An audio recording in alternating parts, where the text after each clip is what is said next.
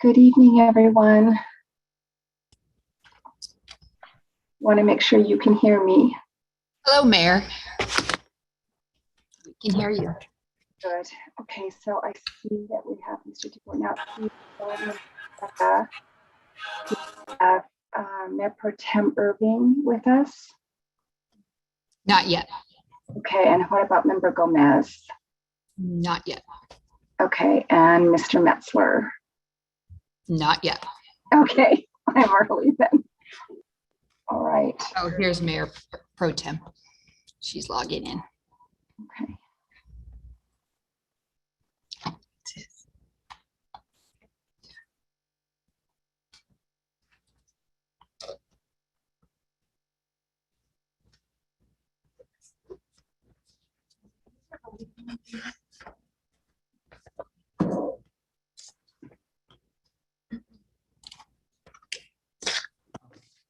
Good afternoon, ladies. How are you guys? Good afternoon. How are you? I'm well. I'm doing well. You're gonna test I'm gonna claim it. All right. There you go. Charlene, how's Dreamy?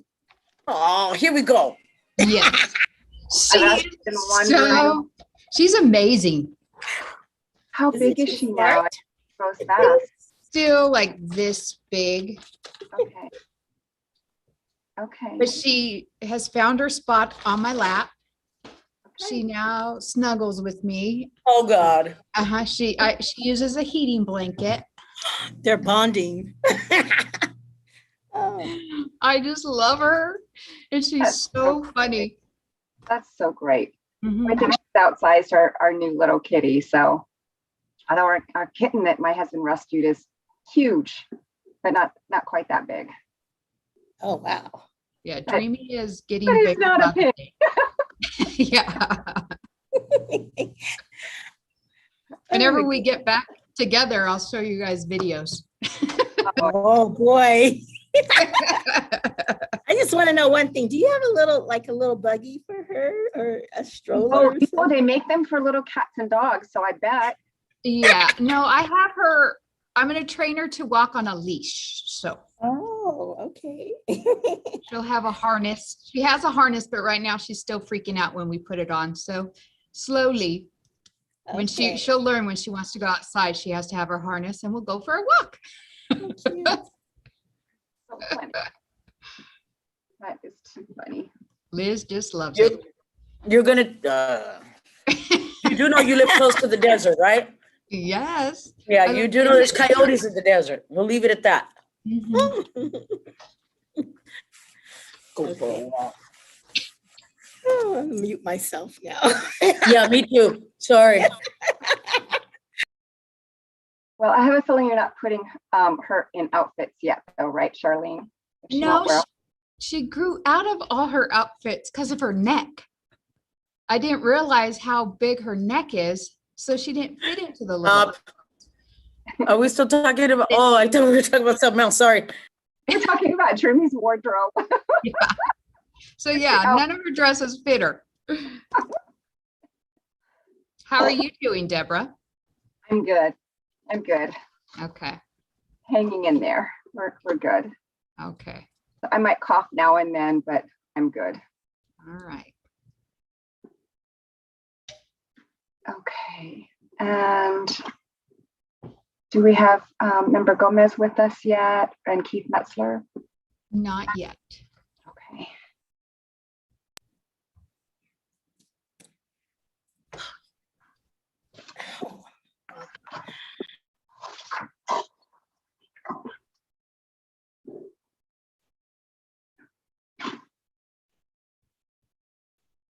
Hi, everyone. This is Joseph Radkowski and Richard J. Schneider.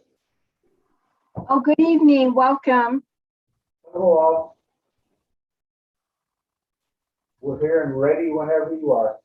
Terrific. Thank you so much. We're just waiting for Mr. Metzler, and I think we have another minute or two to go.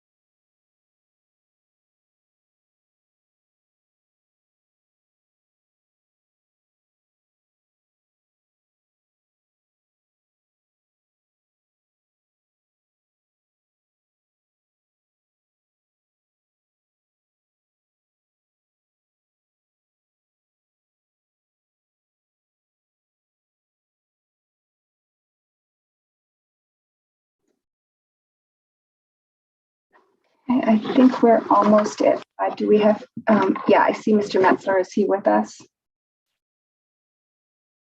Yes, he's logging in. We have a fairly full agenda tonight, so I want to make sure that we start promptly. Okay. Can everyone hear me all right? Good, okay.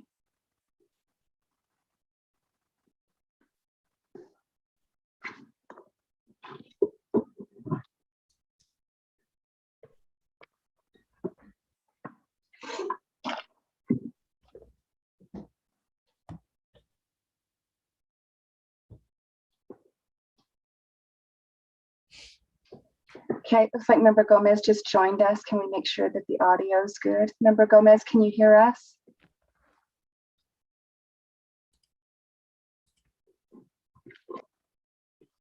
Member Gomez, will you unmute yourself so we can find out if you can hear us?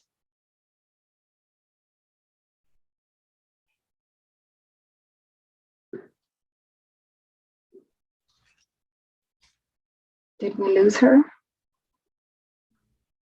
She's still on there. And she has co-host rights. Okay, Okay, I wasn't able to unmute myself until right now. you have co-host rights, so you should be able to. Well, yeah, now that I was able to, I could, but for the first 30 seconds, it said I wasn't allowed to. Oh, okay.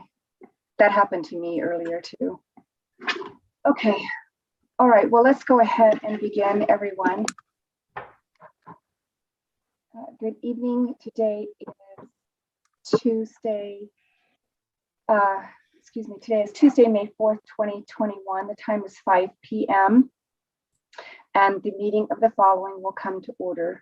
The Victorville City Council and the same council also sitting as the Victorville Library Board of Trustees, the Southern California Logistics Rail Authority, Southern California Logistics Airport Authority, successor agency to the Redevelopment Agency, the City as Housing Assets, Joint Powers Financing Authority, and the Victorville Water District. Madam Clerk, will you kindly call the roll, please? Councilmember Becerra, President, Councilmember Gomez, Present. Mayor Pro Tem Irving, present. Mayor Jones. Here. All right, thank you. We have a quorum. And Madam Clerk, are there any requests to speak as to closed session items? Let me give it a few seconds. As of now, we don't have any hands raised. Nope, no hands raised. Okay, thank you. Then we're going to move on. Mr. DeBortnowski, will you please make the declaration of closed session items? Thank you, Mayor Jones. We have one closed You're session.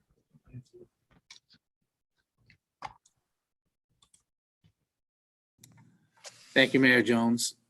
I have one closed session item this evening. It's anticipated litigation pursuant to Government Code 54956.9 D2 and pursuant to Government Code 54956.9 E3. The facts and circumstances related to that are set forth on the agenda. To the extent there's reportable action, we will report it either at the conclusion of the closed session or at the commencement of the regular 6 o'clock session. With that, I'd ask that all of the council members confirm that they are by themselves so that we can go into closed session and that there are no third parties. You will notice that Mr. Schneider and his associate are on. They are part of the closed session, along with my associate, Michelle McCarron. Okay, do you want that announced now by council members, or do you want to wait until we actually go into the closed session room? We could do it when we go into closed session, which is Right. now appropriate. Probably do, right? Okay. Thank you, Mr. DeBortnowski. With that said, we're now going to recess to closed session. We'll resume at 6 o'clock. Thank you.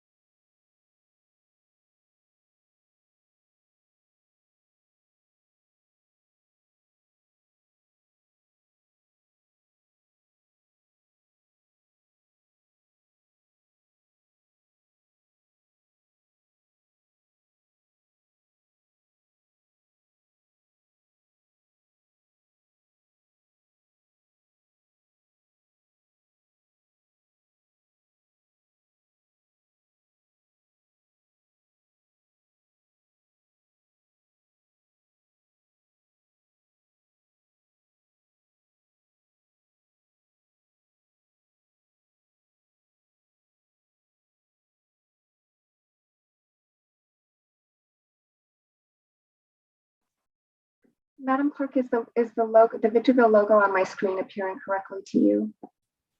Yes, it is. And I see we have Pastor Dane Davis with us. Is Captain Wickham with us?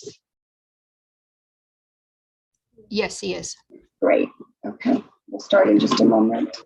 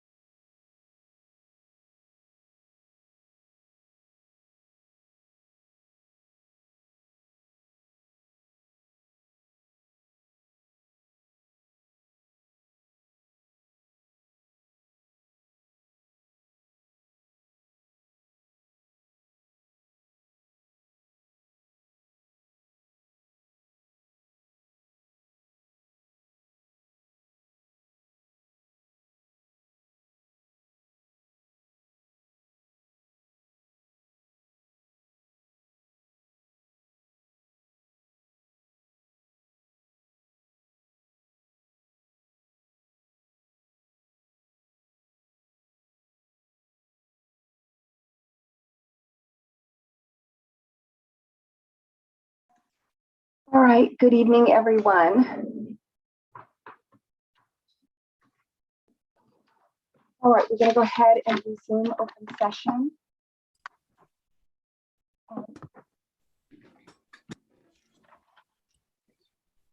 Good evening. Today is Tuesday, May 4th, 2021. Time is 6 p.m. We're resuming the open session of the regular meeting of the following, which will now come to order. The Victorville City Council, and the same council also sitting as the Victorville Library Board of Trustees, Southern California Logistics Rail Authority, Southern California Logistics Airport Authority, successor agency to the Redevelopment Agency, Joint Powers Financing Authority, and the Victorville Water District. Madam Clerk, will you kindly call the roll? Councilmember Becerra, Present. Councilmember Gomez, Present. Mayor Pro Tem Irving, Present. Mayor Jones. Present. Thank you, Madam Clerk. We have a quorum. Mr. Dubowski, are there any announcements to be made from closed session? Thank you, Mayor Jones. Yes, there is. We had one closed session this evening. It was anticipated litigation pursuant to Government Code 54956.9 D2.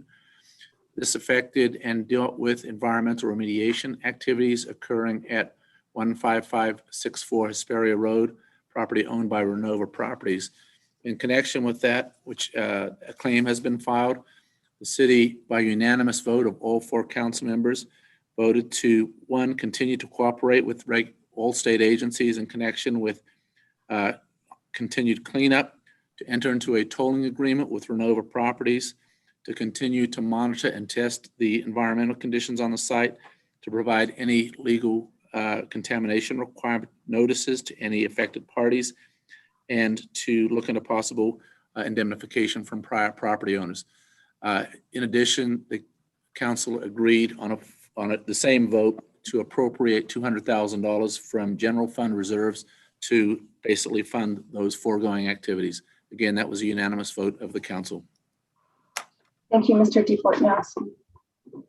All right, now we're going to move on to the invocation followed by the pledge. Pastor Dane Davis, will you lead us in our opening prayer? Yes, Madam Mayor, over the last 3 weeks, I've been teaching on the most famous prayer of all time, the Lord's Prayer.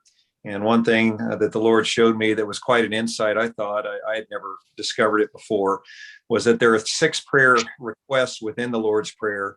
And all 6 of those can be prayed from top to bottom for any prayer need that we have. So I'll be praying a paraphrasing of the Lord's Prayer, all 6 of those prayers for the City Council tonight. Let's pray.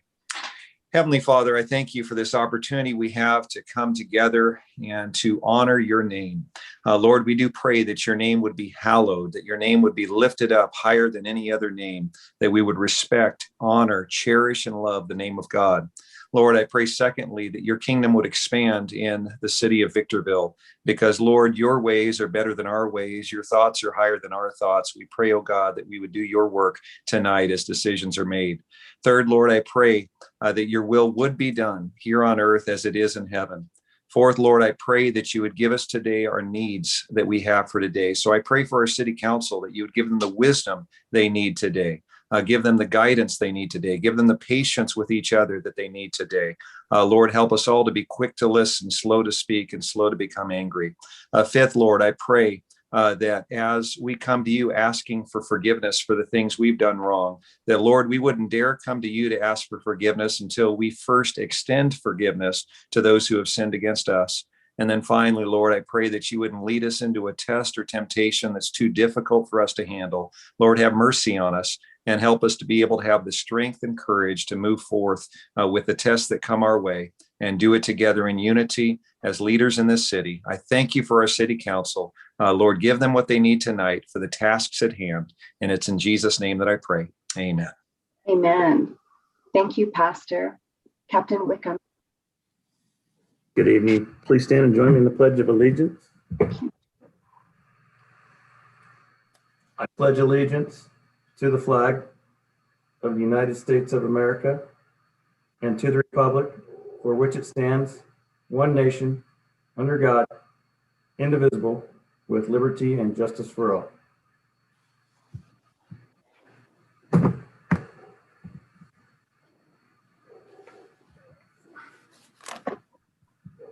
Thank you, Captain Wickham.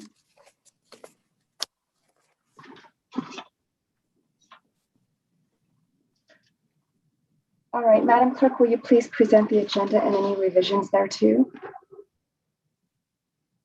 Tonight's council meeting is being held virtually on Zoom due to safety concerns related to COVID-19 and to reduce exposure for our community members, city employees, and council members.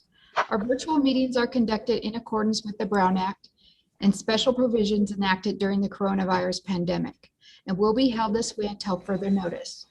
We invite members of the public to participate in our meetings via Zoom. However, for those who do not wish to comment on issues, our meeting may be viewed on YouTube. For future council meetings, public comments may be submitted via email to the city clerk. Submissions must be received no later than 4 p.m. the day of our council meeting. Thank you, Madam Mayor. There are no revisions. Thank you, Madam Clerk. All right, members, are there any conflicts of interest that you wish to declare? Okay, hearing or seeing no movement toward that, we're going to move on to our introduction to public comments. So everyone, once again, welcome to tonight's meeting of the Victorville City Council. Your City Council is interested in your ideas and opinions and furthermore endeavors to incorporate them into its deliberations. At the same time, the council must be able to carry out its business in an organized and efficient manner free from material disruption. Therefore, this meeting will be administered in accordance with the council's established policies and procedures in Government Code Section 54957.9. Open meeting laws do not confer any privilege or protection for expression beyond that otherwise provided by law, nor do they permit council members to engage in dialogue during the public comment periods. All testimony is to be directed solely to the council. Individuals may speak to issues not posted on the agenda during the public comment section at the start of the regular session, providing those issues are within the subject matter jurisdiction of the city. Individual speakers may address the council once per public comment period and once per each appeal and public hearing item for up to 3 minutes. When comments are invited, click the raise your hand feature located on the Zoom screen. Individuals will be unmuted, called on by name, then recognized by the presiding officer.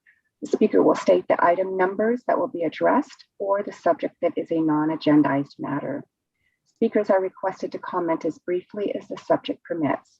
The presiding officer may decrease the time allowed for public presentation depending on a variety of factors, including the number of persons wishing to be heard.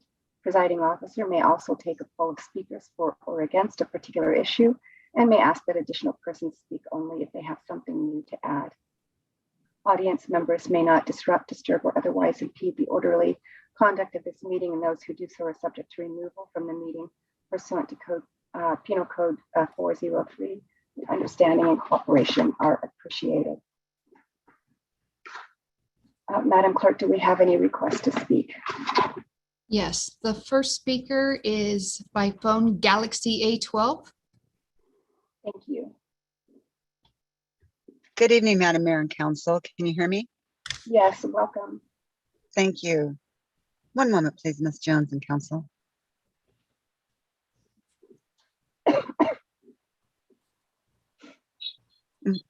Council, I would just like to express some thoughts, opinions, and sentiments about the current council, executive staff, and city attorney. When comments are made to our council in negative ways, I'm really angered by that because most of these comments are made by those who have not followed this council as faithfully as I have for years. And for those of them that have recently joined the meetings regularly, my respect. Here's the problem. Some are there to promote their own agenda and perhaps parroting that of a specific council member. Sadly, they are ignorant of the facts and the truth, and if not that, their sole goal is to attempt to divide not only the council, but the public as well. As I've said before, there are a few who will never be satisfied and wouldn't know, much less accept the facts if they jumped up and bit them. I'm here to declare that I'm fully supporting this council and executive staff to the best of my ability.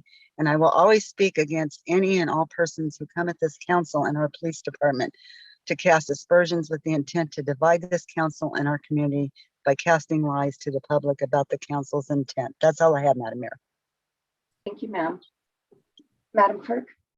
The next speaker is Miguel Soto. Good evening, Mr. Soto. Welcome. Good evening, Council. Today I wanted to talk about ordinance number 2417. In the previous meeting, 2 council members actually briefly touched on the training and the response of cultural, language, and mental health barriers and the procedures put in place to respond to homeless encampments. And it's obvious when we ask if this is going to be beneficial to homelessness in our homeless community, we're going to hear the answer that we're looking for, which is, of course, we are going to have training and we are going to have those policies and procedures. And when it was requested by a council member to have those implemented in part of the ordinance, was more so by the attorney to say, our attorney was telling us pretty much that code enforcement and the supervisor is in charge of that. So I'm not here to say anything against ordinance number 241, or 2417. I think obviously we're obviously trying to get homeless people back up on their feet, but we got to start asking the questions and making sure that those questions are put in paper. In this ordinance, there's no steps, no policies, no procedures. When code enforcement has to interact with homeless encampments and the homeless community, there's no policies or procedures, and there's no explicit training on what code enforcement will receive. I think these are very important questions, and that's why I recall them from 2 council members who decided to also bring it up. These questions were quote unquote answered, but answered to the liking of what we want to hear. And I don't see, and if I'm wrong, please, Mr. Metzler, Mr. Duran, if I'm incorrect, please correct me on if we have policies, procedures, and the proper training when it's going to come to mental health barriers, language barriers, cultural barriers. And because code enforcement dress just like police officers. And so when we're sending them in the front lines to address homelessness, then they better have the proper training, and they better have those procedures in place to make sure that we're actually doing what's intended for this ordinance, which is help homeless individuals. Like I said, I have nothing against this ordinance, but we need these answers. If we're going to pass this ordinance as a city, we should definitely have these answers, these questions answered. These are very important with in terms of the intent of this ordinance. And so I'm hoping that the city and the public gets a response on, like I said, the policies and procedures when responding to these calls, and the training that our code enforcement is going to receive. Your time is up. Thank you. Thank you, Mr. Soto. And I believe that Mr. DeBornowski articulated the answer to why this falls under the mechanism of policy and procedure rather than parts of the ordinance at our last meeting. And the mayor has every confidence that the answers that were given by members of the staff are forthright and can be relied upon by the council. Madam Clerk. The next speaker is Valentin Godina. Thank you, Mr. Godina. Yes, can you hear me? Yes, thank you, Mr. Godina. Welcome. Yes, thank you. Since the founding of this city, the public was allowed the right to speak on each item that was presented on the agenda. And all faiths were invited to participate. I'm sorry you're coughing about it, but it's true. Under Deborah Jones, our current mayor, our voice has been silenced to 3 minutes for an agenda that takes the council over 2 hours to get through.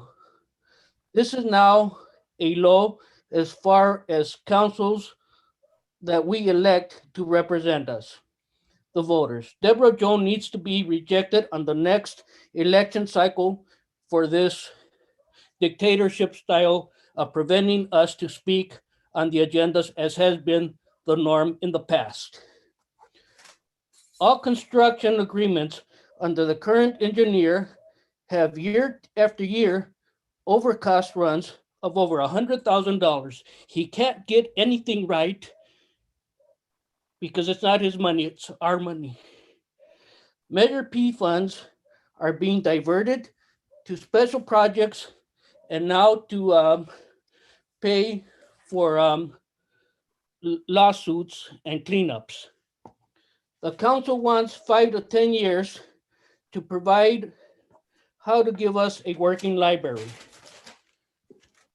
We know how well the 20-year plan for Old Town went, and we need to trust you with a 5 to 10 prison term now. The library needs to go back to the county, who knows how to bring up-to-date libraries as they have done for our neighbors, Hesperia and Apple Valley. We, the residents of Victorville, deserve that kind of a library, one that this city council and previous have denied us and have absolutely no clue how to get there. They want 5 to 10 years, giving us a 5 to 10 year prison term so they can figure out how to furthermore dilute our funds and not provide the services that they call themselves trustees of. You don't deserve that title. You're not a trustee of the library.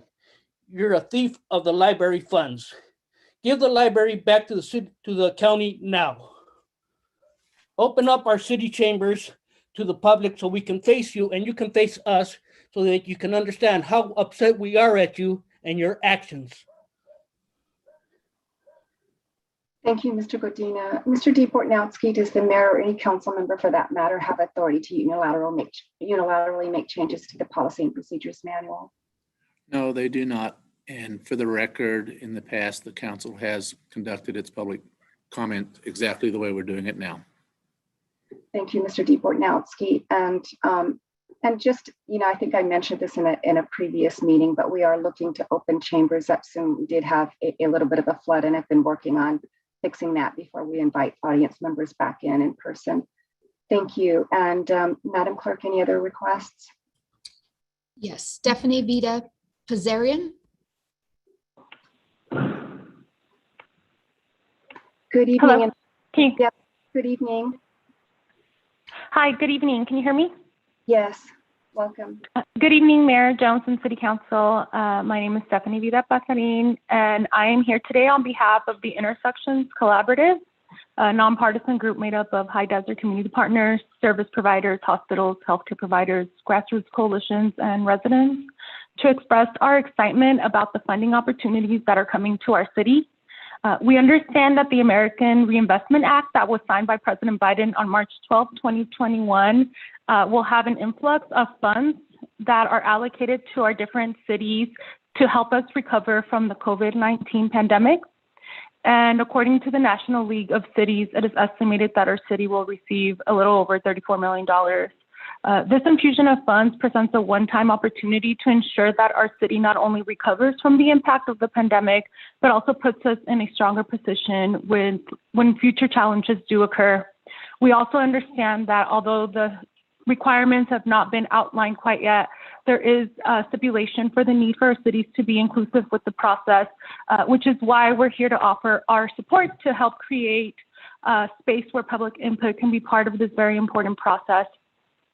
Some of the inclusionary strategies that we have identified as a group that we would like council to consider include the hosting of a series of town hall conversations that educate our community about these incoming funds, and also provide a space for residents to share how they were most impacted by the pandemic.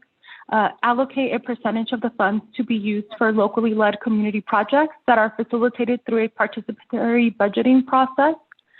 Take inventory of existing projects that have been approved and advocated for by the community, but have lacked investments in the past to move forward, such as projects identified in our transportation plans led by the Berkeley Project, the Old Town Specific Plans, and our Homeless Solutions Task Force, just to name a few. We also ask you to consider that you establish an oversight procedures that has local resident participation, as well as they establish a timeline with progress reports to be provided to council and the community that demonstrates the community involvement throughout this entire process.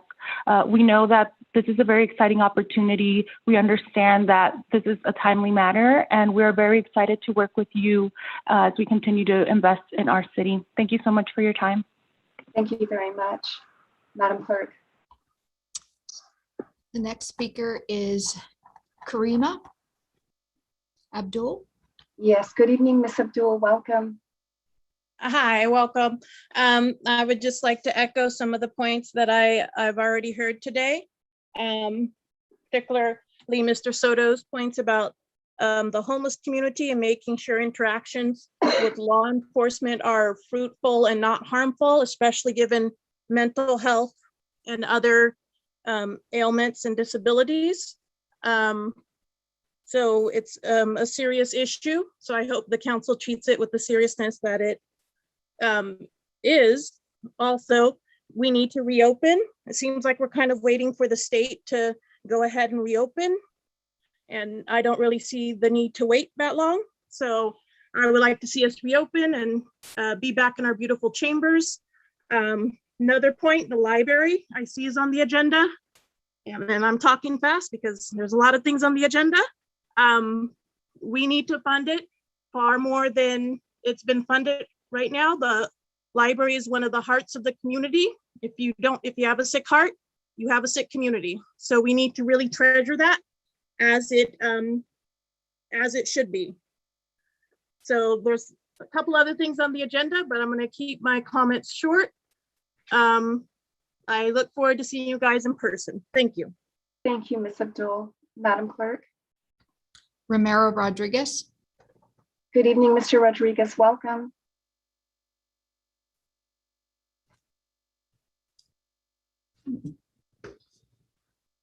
Hello, can you hear me now? Yes, thank you. Welcome, Mr. Rodriguez. Thank you. Just commenting about the last meeting's comments by one of the persons stating the cost of the elections, $197 per voter or whatever for not having a special election. No, the cost of elections, the cost for not having an election is priceless.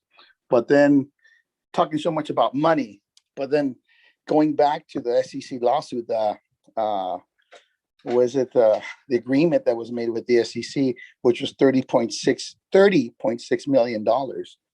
The cost of that was $250,000 per person per 122,000 people.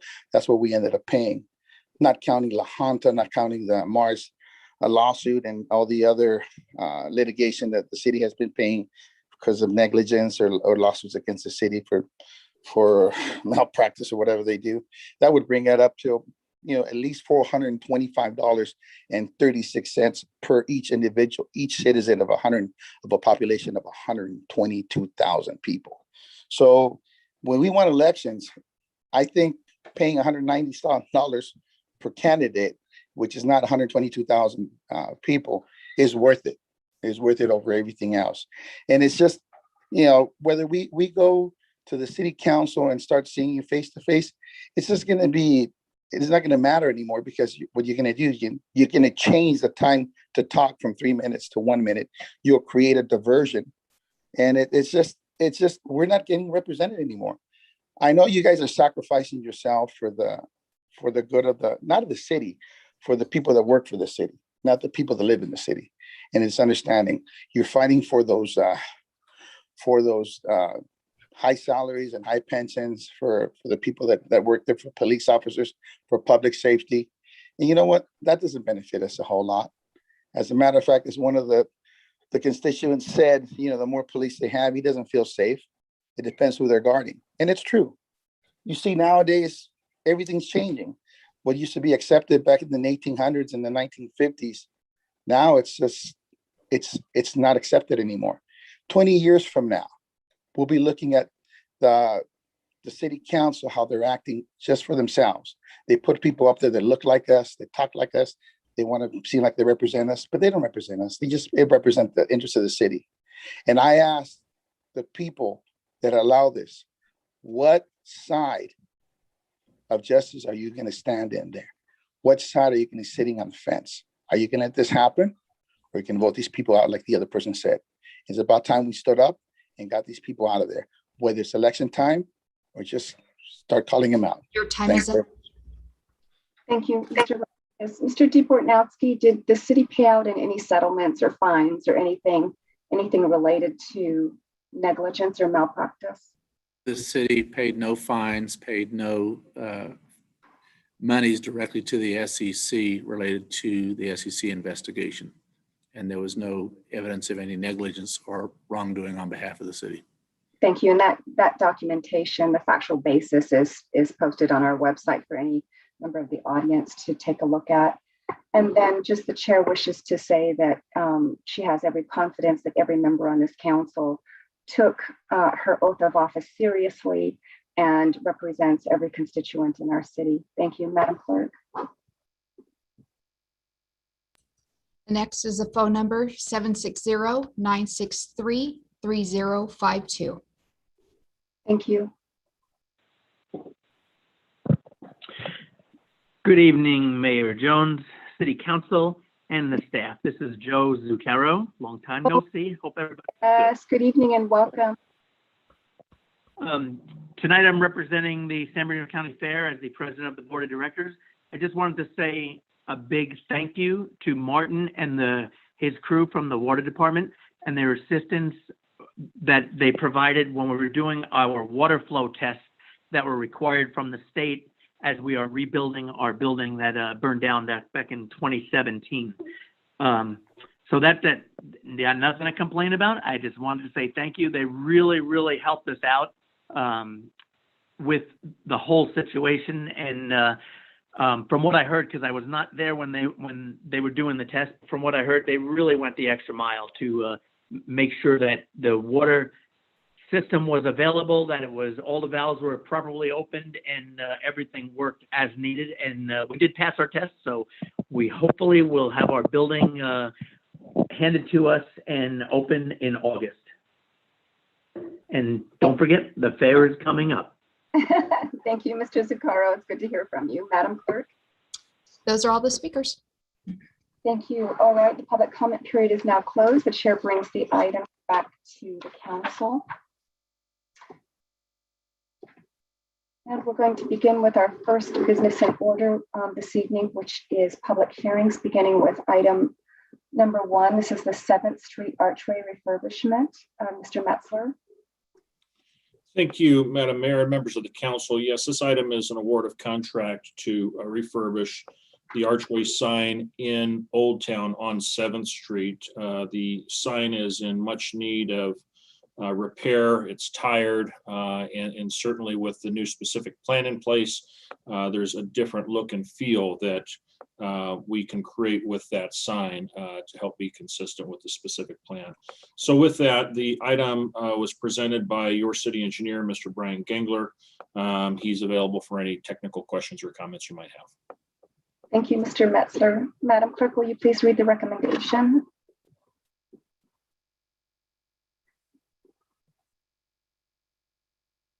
Sorry, my click didn't work. That the city council approve the notice of exemption and award a construction contract to Inland Signs in the amount of $160,864 for the 7th Street Archway refurbishment. Thank you, Madam Clerk. All right, we're going to move on to technical questions for clarification, and we'll begin with Member Becerra.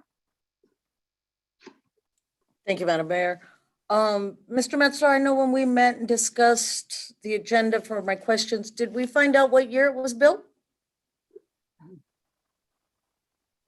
I could not pin that down. I have the answer. Oh, thank you, Mr. Councilmember. Gengler. We think that it was built in 2001, so it's 20 years old. Okay. Okay. Thank you very much, sir. That's it. Thank you. No further questions. Thank you, Member Becerra. Member Gomez. Yes. What is the project's origin date?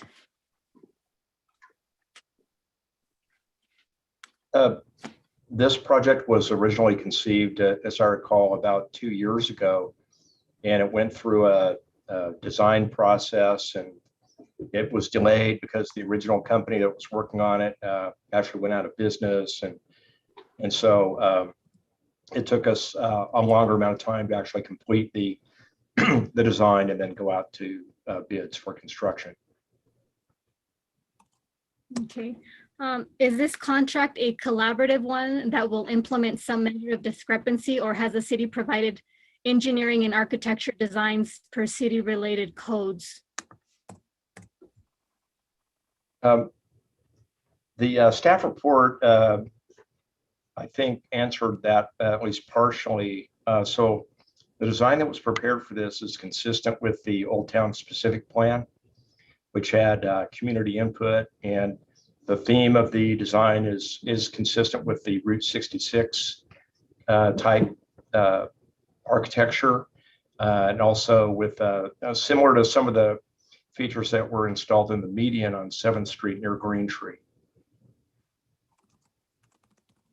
And I noticed that it said to refurbish. I was just wondering, the terminology could bring forth a different thought process. So why not renovate, overhaul, these other terms? Why to refurbish? You probably could use those other terms. The basic structure will remain intact, and what will be modified is the exterior of it and lighting and such to give it a new look, basically. Okay, will the plans include infrastructure to be repaired in order to improve and to make the changes? I believe you're trying to get across that there's a restoration basically to bring back its original state. Is that what you're trying to allude to? Not really. It's going to have a completely different look than it has in the past because of the changes that will be made to it. And so while the structure will remain intact, the exterior will look actually quite different. Okay, and were there any bid protests submitted for this item? No. No. When staff contacted the contractors for this project, were any of the staff contacting them conscientiously thinking about for-profit small businesses where socially and economically disadvantaged individuals that own at least 51% of their businesses like African American, Hispanics, Native Americans, Asian Pacific Islanders, any kind of subcontinent Asian Americans or women's business. Was staff considering that when they were trying to contact other possible bidders that are responsible? I'm not aware of that concentrated effort. This is a locally funded project, so it doesn't have the federal funding that requires DBE. So that wouldn't be necessary for this, but I do know that purchasing staff contacted companies that would have been, that were qualified to perform this kind of work. Thank you. I have no further questions. Thank you, Member Gomez. Mayor Pro Tem Irving. No, I don't have any technical questions. I'm kind of excited about the project though, so I'm looking forward to it. Thank you.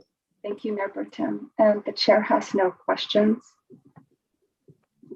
This time the chair will open the public hearing and begin to receive public testimony. Madam Clerk, are there any requests to speak? Yes, the first speaker is Maggie Martin. Good evening, Ms. Martin. Welcome. Good evening, Mayor Jones. I'm sorry you're not feeling well. Good evening, Council. You know, I wasn't even going to speak about this, but I got to tell you something. I've lived up there. I've lived up here, you know, for 98. So what's that? 23 years. And I've been down Highway 18, like all of us have, many, many, many times. And when I'm going,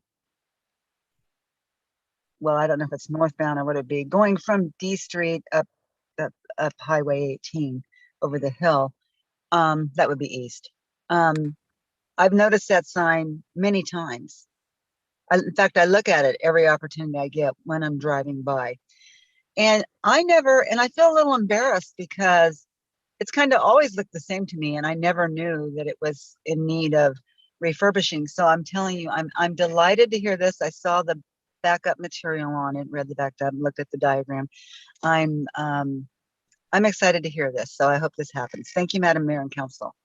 Thank you, Ms. Martin. Madam Clerk. Those are all the speakers. Thank you. All right, the chair closes the public hearing and brings this item back to the council and invites a motion. So moved, Madam Mayor. Motion staff recommendation, Member Becerra? Yes, ma'am. I don't need to read it, correct? No, but Under staff recommendation, yes. Yes, so just for everyone's edification. So unless the chair articulates a motion, you can just say so moved, but if the chair doesn't do that, then it's helpful to hear that you move the staff recommendation or however you want to do it from that point. Okay, Madam Mayor, yes, ma'am. So moved the staff recommendation. Thank you. Is there a second? Second. Thank you. All right, now we're going to take discussion on the pending motion, beginning with the maker, Member Becerra. No questions. Thank you very much. No comments on the motion? No comments. Thank you. You, Member Gomez, comments on the motion? Thank you, Member Irving. None, thank you. Thank you. And the chair is as excited, I think, as the rest of the council is on this, and I'm happy to see something like this going forward for Old Town. All right, discussion period is now closed, and Madam Clerk, will you kindly take the vote? Councilmember Becerra? Aye. Councilmember Gomez? Councilmember Gomez? Aye. Mayor Pro Tem Irving? Aye. Mayor Jones? Aye. That motion passes. Thank you. So the council's taken action in accordance with the recommendations set out on the agenda. Moving on to item number 2, public hearing item, Industrial Boulevard and Silica Drive Improvement Award of Contract. Mr. Metzler. Thank you, Madam Mayor and members of the council. This item is brought to you after having conducted a public bidding process for roadway reconstruction efforts that will take place at Industrial Boulevard and Silica Drive over in the southeast part of the city. This item has been planned as a priority in our capital improvement program for a number of years now. And finally, we're getting to that in this fiscal year. The reconstruction is also going to include storm drain related improvements, flat work related improvements that help conform to ADA accessibility requirements.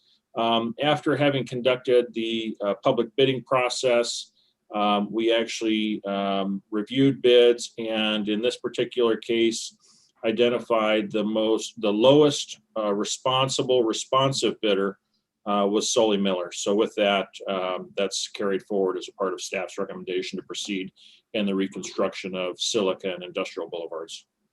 All right, thank you. Madam Clerk, will you please read the recommendation?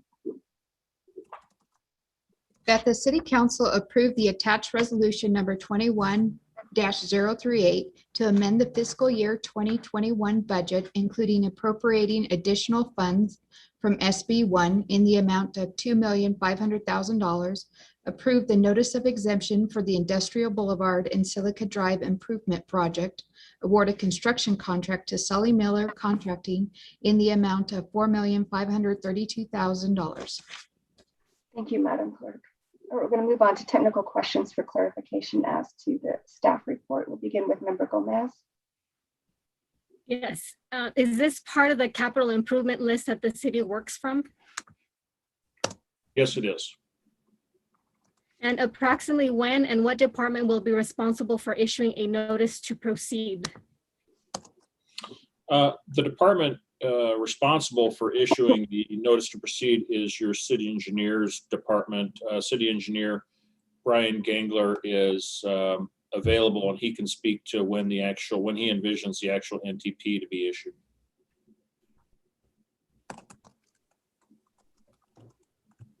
I don't know when that will happen. Typically takes some time to work through the contract execution, everybody to sign it, checking all the provisions, the submittals for the project and such. For a project like this, it can often take 30 days or more before the physical construction starts. Thank you. And has the city already requested an approved statement of intent to pay for prevailing wages from this contractor and or any other subcontractor that will work in any pay period on this improvement project? This contract does require state prevailing wages for all the prime contracts and the subcontracts. Okay. Were any of the responsible and responsive bidders in this contract identified again as a small business owned and controlled by socially and economically disadvantaged individuals?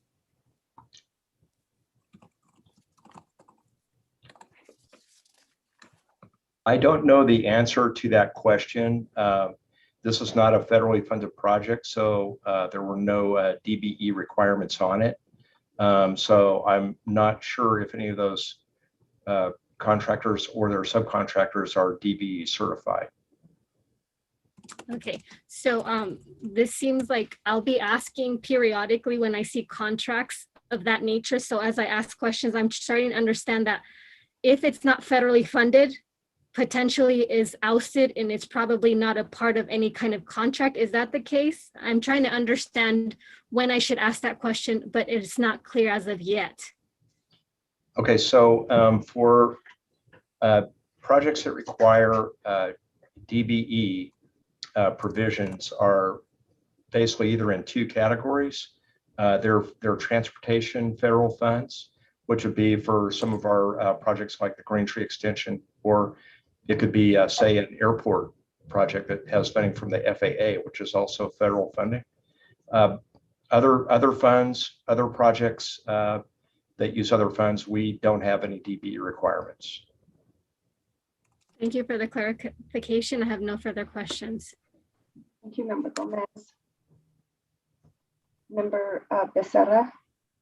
Yes, thank you, Madam Mayor. If I may, Mr. Metzler, Mr. Gangler, this is the same company that did Village Drive, so it's not like they just started working for us, correct? They've worked for us before in the past and have had contracts with us, correct? Yes, they've had completed several contracts for us before this project. Okay, it sounds like this it was making it sound like this company was just new and we had never heard of them or had a contract in front of them.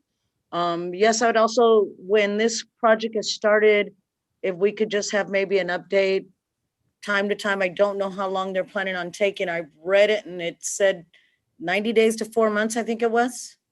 So if you could just give us an update every now and then on it, please. Yes, I'd be happy to do that. Thank you very much, sir. No further questions, Madam Mayor. Thank you. Mayor Pro Tem Irving.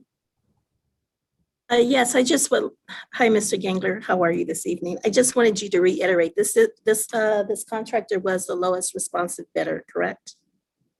That is correct. Okay, thank you. Thank you very much. Thank you. And the chair has no technical questions as to the item. This time the chair is going to open the public hearing and take public testimony. Madam Clerk. Let me give it a few seconds. At this time, we don't have any hands raised. No speakers for this item. Okay, thank you. Public hearing is now closed. The chair brings this item back to the council and invites a motion. Councilwoman Gomez would like to bring the motion as stated by the recommendation by staff. Thank you. Moved by Member Gomez. Is there a second? Second. Second by Mayor Pro Tem Irving. I'm going to now take discussion on the pending motion, beginning with Member Gomez. Yes, it's really important when we have a public hearing to be able to hear everyone's thoughts, because if there was anything that would come out of this word of law, it would be able to be opened up. So I appreciate the opportunity to ask the questions that I have. Thank you. Thank you, Member Gomez. That wasn't really related to the motion, but I do understand your point, and thank you. Member Becerra.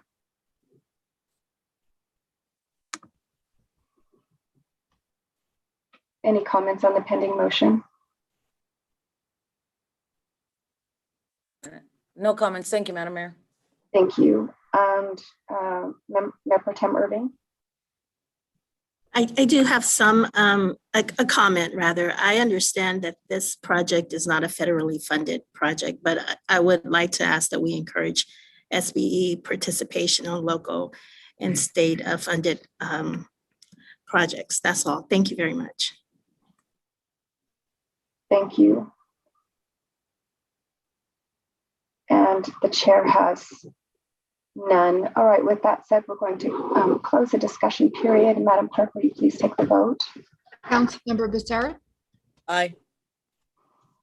Councilmember Gomez. Councilmember Gomez. Aye. Mayor Pro Tem Irving. Aye. Mayor Jones. Aye. That motion passes. Thank you. So the council has just taken action in accordance with the recommendations set out on the agenda. Moving on to public hearing item number 3, the 2021 Liberty Village Pavement Rehabilitation Award of Construction Contract. Mr. Metzler. Thank you, Madam Mayor and members of the council. The Liberty Village area is just north and west of the Mall of Victor Valley. And some of the neighborhoods in the Liberty Village area are 30 to 35 years old. And so in this particular case, this item is attempting to rejuvenate a lot of those roadway systems that exist in those neighborhoods. This particular contract is providing slurry seal and microsurfacing throughout the streets in that area, including some grouting out of cracks and crack sealing. So with that, this item also has gone through a public bidding process, and it's actually being funded from the new SB1 gas tax. And the author on this item is your city engineer, Mr. Brian Gangler. He's certainly available for any questions or comments you might have regarding this item. Thank you, Mr. Metzler. Madam Clerk, will you read the recommendation? That the City Council approve the notice of exemption for the 2021 Liberty Village Pavement Rehabilitation Project Approve Resolution 21-037 to amend the fiscal year 2021 budget, including appropriating additional funds from SB1 Maintenance of Effort in the amount of $105,000, award a construction contract to pavement coatings in the amount of $1,802,205.40 for the 2021 Liberty Village Pavement Rehabilitation Project. Thank you, Madam Clerk. All right, now the Chair is going to open this up to technical questions for clarification. We're going to begin with Mayor Pro Tem Irving. Thank you so much. I think that this is perhaps long overdue, so I don't have any technical questions. Thank you. Thank you, Mayor Pro Tem. Member Becerra. Just if I may, Mr. Gangler, I understand this whole project and everything. This company, have they worked for the city before? I don't recall this company working for the city before. Yeah, that's okay. If just do us a favor as the council, make sure they're held to task of notification of our citizens and everything out in that area. They really don't understand the amount of traffic they're probably going to come across out in that area. So hold them to task, please, on notification of all our citizens out there. You bet. If there's no objection, that direction's given. He's asking, so if you don't mind clarifying. Member Gomez. It was a statement that. One moment, Member Gomez, you weren't recognized by the chair, did you? I apologize, I missed what you said. Yes, I just wanted to seek clarification. There was a lot said. I understand perhaps it's some type of notification to the residents. If that's the case, that's understood. But if there's more to it, I didn't capture it. Okay, well, that's all. Member Gomez. That's all it was. That's all the statement was made. With this company, please notify our residents out there to stand to task on hand that they, the contractor, notify our residents. Nothing more, nothing less. Thank you, Member Becerra. So it would be helpful to get through the meeting if every member would seek recognition from the chair before speaking. Member Gomez, you would have certainly had an opportunity to ask questions. All right, thank you, Member Becerra. Member Gomez, do you have technical questions for clarification? Yes, for the contract board for 2021 Liberty Village pavement rehab, the pavement rehab. According to staff recommendations, was the lowest responsible bidder who was a responsible bidder selected on this CIP project? Yes. And was this project eligible for contractors that fit the DBE? There again, on this project, there were no DBE requirements specifically, although any contractor that was qualified could bid on it, anyone who was capable of performing this type of work. And then now drawing your attention to the fiscal impact, particularly to the table, it's not incumbent on its clarity and its interpretation, and I'm seeking clarification. I see lots of funders, and I don't know if that implicates the city in its goals in relation to the Liberty pavement rehabilitation. Could you clarify? I'm not sure I understand if you have a specific question about the funding table. So yes, so I was reading the fiscal table, the impacts of what they potentially could have or address. They weren't necessarily clear to me. So I was wondering if you could briefly share how the budgeting and these effects of money appropriations are in line with the award of the contract for pavement rehab. I'm just trying to understand the table. Okay. Yes, I'd be happy to. So if you see the top line, it starts off with the number 100, and that's a component of the general fund. Mr. Metzler alluded to that, and we have a minimum amount of funding that we have to spend on local roads for this maintenance of effort.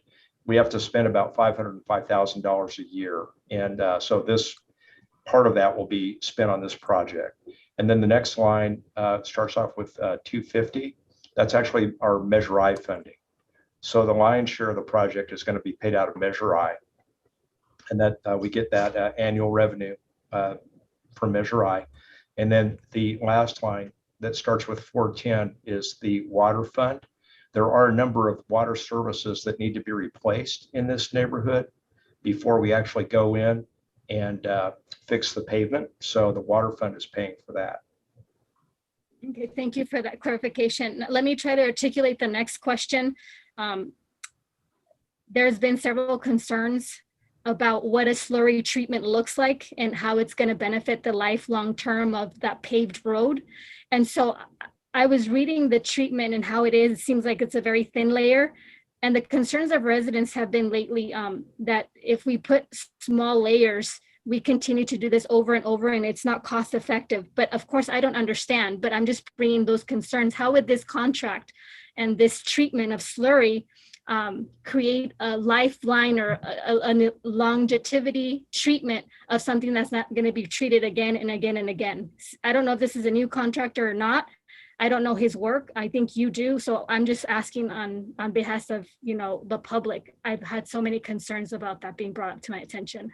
Right. So this particular question, I think, goes beyond the scope of the agenda item, but I do understand that it's an important question. I think many people have it. So the chair is going to allow that. Mr. Gangler, if you could answer it.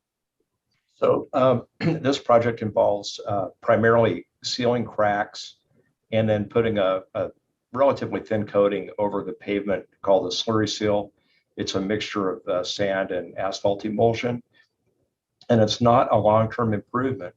However, it will extend the life of the pavement, and so it's a pretty cost-effective method of covering a larger area like a neighborhood like this. And so this was justified in this type of a neighborhood. We have a limited amount of funds we can spend every year on streets. And so we typically identify a neighborhood every year that we do a crack seal and slurry seal project like this. Thank you for the clarification.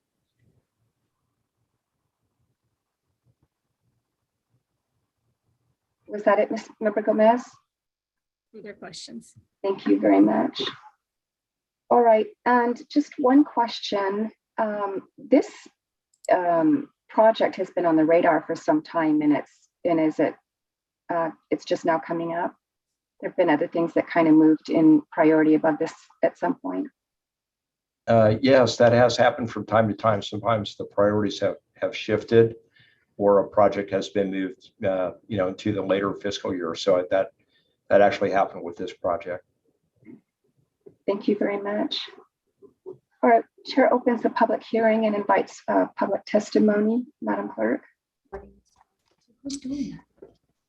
There are no speakers at this time. Give it a few seconds. There we go. There is one. Maggie Martin. Good evening, Ms. Martin. Welcome. Thank you again, Your Honorable Mayor and Council. This is one item that I completely agree with Ms. Gomez on and her constituents that are complaining about slurry seal. I've seen, now I'm familiar with Liberty Village and all that, but the main strips through there, not the side strips, the internal residential area on the inside. But I will tell you, what concerns me, and it may be the same concern that Ms. Gomez has, is that it's a temporary fix. It's only going to last a few years, and then we're going to be right back at square one. And I'm wondering, correct me if I'm wrong, but Measure P that passed, I believe some of that money is allocated to our road maintenance. And I'm wondering why we just don't do it right. Rip up the bad streets. Yes, it's a hassle because of the traffic nightmare it creates for residents and so on. But I'm always about the permanent fix. I'm not about patching potholes and slurry sealing streets, because I lived up there and I've watched them slurry seal the cul-de-sac where I lived, and Amethyst and different places, not Amethyst, but maybe parts of Bear Valley. So I just wanted to say, I look for, assuming we can afford it, maybe through Measure P, I'm all about the end game of having it last a relatively good amount of time. And furthermore, with Bear Valley and other main veins throughout Victorville, we have so much more traffic, semi trucks cutting through, which I think is ghastly. Number one, it causes a lot of damage to our roads, but just basically the end game of something better. I think that the city can do, possibly without knowing. I suspect the city could do better than just going out there and slushing on some slurry seal. That's all I have, Madam Mayor. Thank you, Ms. Martin. Madam Clerk. Bob Harriman. Thank you. Welcome, Mr. Harriman. Yeah, can you hear me? Yes. I just have one question. Is this project gonna encompass the west side of Shooting Star? We are in my neighborhood. There are signs out as of today of the water. I guess the water meters are getting replaced.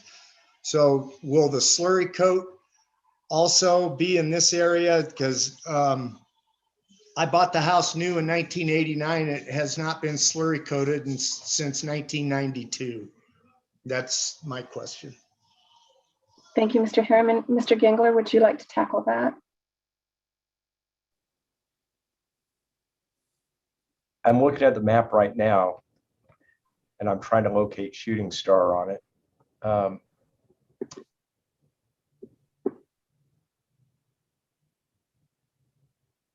If it's not, yes, Shooting Star between North Star and Bear Valley Road is part of the project.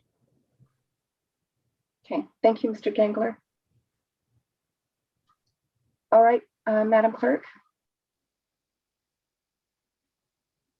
Those are all the speakers. Thank you. The chair closes the public hearing and brings the item back to the council and invites a motion. Councilwoman Gomez would like to move the item as recommended by staff. Thank you. The first by Member Gomez. Is there a second? Second the motion. Thank you. And a second by Mayor Pro Tem Irving. Discussion on the pending motion, beginning with Member Gomez. Not at the moment. Thank you, Brad. Thank you, Member Gomez. Mayor Pro Tem Irving. Yes, I do have some discussion or comment. I think that Councilwoman Becerra brought up a very good point regarding or directing Mr. Gengler and staff to do outreach to the citizens in the area. And if he does, or if they do, excuse me, the company does, I ask that they put anything on the doors of the residents that it be in both English and Spanish. Thank you. Thank you, Mayor Pro Tem. So as we all know, no individual council member can unilaterally direct any action by the staff, but I think the chair asked whether there was any objection. As there were none, then we're a go on that. All right, is there any objections to the last bit of information from Mayor Pro Tem Irving? Okay, hearing none, we'll proceed in that direction. All right, and Member Becerra. Thank you, Madam Mayor. Mr. Gengler, it's just bringing to my attention, there's microsurfacing going on in a majority of the roads out there also.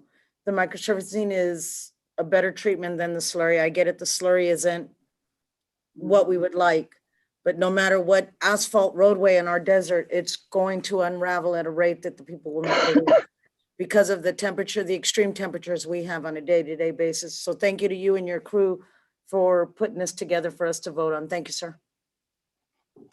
Thank you, Member Becerra. And the chair has no comments related to the pending motion, but as part of the facilitation, the chair would like to, I think it will help the entire council as it relates to ongoing questions about DBEs. I think it was last meeting or the meeting before we had quite an extensive presentation at Mayor Pro Tem Irving's request on DBEs and how that functions and so forth. So if there are any ongoing questions, certainly the chair would invite any member to go back to that meeting and take a look at that presentation once again. All right, moving on to yes, thank you. The vote, the discussion period is now closed. Madam Clerk, will you kindly take the vote? Councilmember Becerra. Aye. Councilmember Gomez,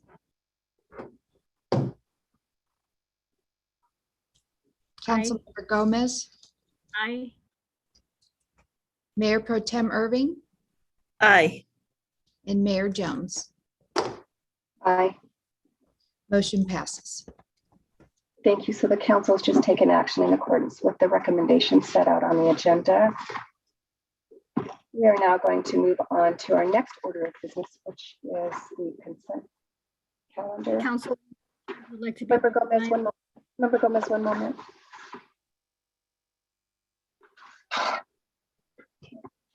All right, consent calendar items 4 through 9. Member Gomez, do you wish to be recognized? Yes, so I have questions on items 4, 7, and 8. Thank you.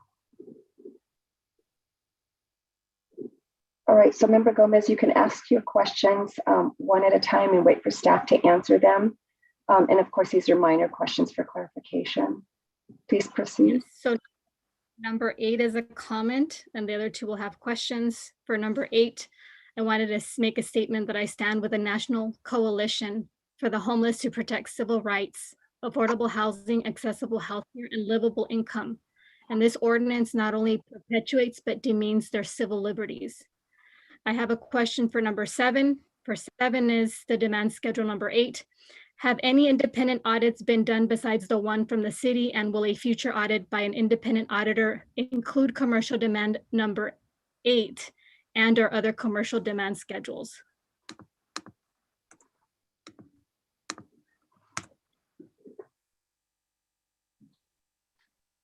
Thank you, Madam Mayor and members of the council. I think the best answer for that is that we certainly intend to, we're required to do it on an annual basis, the annual audit, and it is all encompassing. So it would incorporate and test effectively things also included in your commercial demand schedule. Thank you for clarification. For 4 was this 4 million square feet of landscape area that belongs to the city's landscape maintenance assessment district in high or low housing density? And has it been rated or surveyed by the city or any public agency in collaboration with the city that deems the reduction of death and merits a safety measure to decrease driver behavior, bad behavior, such as probably bringing in a signal light? Member Gomez, that goes beyond the scope of the actual agenda item. The chair will not allow it. Do you have any questions? Thank you, Member Gomez. All right, with that said, do we have a motion to approve the consent calendar in accordance with the recommendations set out on agenda? So moved. The items 4 through 9, we have a Sorry. Irving, that's all right. And who was the second? Becerra, thank you. Thank you. We have a first and a second. Madam Clerk, will you take the vote, please? Councilmember Becerra, Aye. Councilmember Gomez, With the exception number 8, exception means no on 8, everything else, yes. Mayor Pro Tem Irving, Aye. Mayor Jones. Aye. The motion passes with Councilmember Gomez voting no on item 8. Thank you very much. So the council has taken action in accordance with the recommendations set out on the consent calendar items 4 through 9. We're now going to move on to our next order of business, which is written communications, beginning with item number 10, presentation of the library master plan. Mr. Metzler. Thank you, Madam Mayor and members of the council. This item is a long time coming. This involves a master plan where we've actually studied our library operation existing, along with the staffing and the facility conditions. We actually have a presentation from our consultant, but the lead on this particular item is your Deputy City Manager, Ms. Janelle Davidson. I'd like to turn it over to her to introduce both the item and the consultant. Yes, thank you, Mr. Metzler. And as she tees that up, just because we have 2 new council members, I think it might be helpful for our team to know that this was an issue close to the heart of every member of the previous council. And so there was monies budgeted to allow for a a study to be undertaken so that we can find out where we are and what we might do, what's going to be most suitable for our city. So with that said, Ms. Davidson. Thank you, Madam Mayor and City Council members. Before you this evening is the proposed adoption of the long-anticipated library master plan as prepared by our project consultant Godfrey's Associates. In March of 2020, the City Council awarded the contract to Godfrey's in the amount of $84,790 to assess the current and future library needs and evaluate all aspects of the library services, including facility recommendations that will serve a community of Victorville's size. Unfortunately, we ran into project delays, but the project remains on budget. The plan before you this evening is the first of its kind for Victorville. It will serve as a planning document that provides the city with a comprehensive analysis that will help guide future decisions for capital and operational improvements to better meet the needs of our community. The recommendations in the report are based upon input from the community combined with industry standard comparisons and the expertise of our consultants as to how that will relate to Victorville. Implementation of recommendations will be contingent upon securing funding, and we hope that this comprehensive analysis will aid us in seeking those funding opportunities. And the plan will need to be continually reviewed by staff to ensure that the implementation steps continue to represent the best course of action and the most sustainable means of providing library services to the public. With us this evening are the project consultants, Mr. Richard Waters, Mr. Brad Waters, and Ms. Elizabeth Martinez. Also available are city staff, including your city librarian, Mr. George Carter, who served as the project lead, and your recreation and library manager, Mr. Frank Salgado. I'd now like to turn it over to the consultants to provide an overview of the project and the resulting findings and recommendations. So with that, Mr. Waters.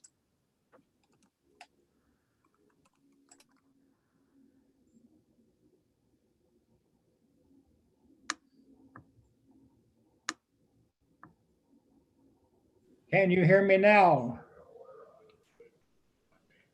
Yes. I'm so sorry. So council members, my apologies, I had muted myself. So this presentation is, I think, 15 to 20 minutes in length. And so if council members will take note, we'll be able to take up all the questions at the end of the presentation. Thank you. All right. Well, good evening, Mayor Jones, Mayor Pro Tem Irving, and members of the City Council. I'm Dick Waters, the owner of Godfrey's Associates, Planners, and Consultants. 28 of our 380 plus projects have been in the state of California, including the San Bernardino County Library System study.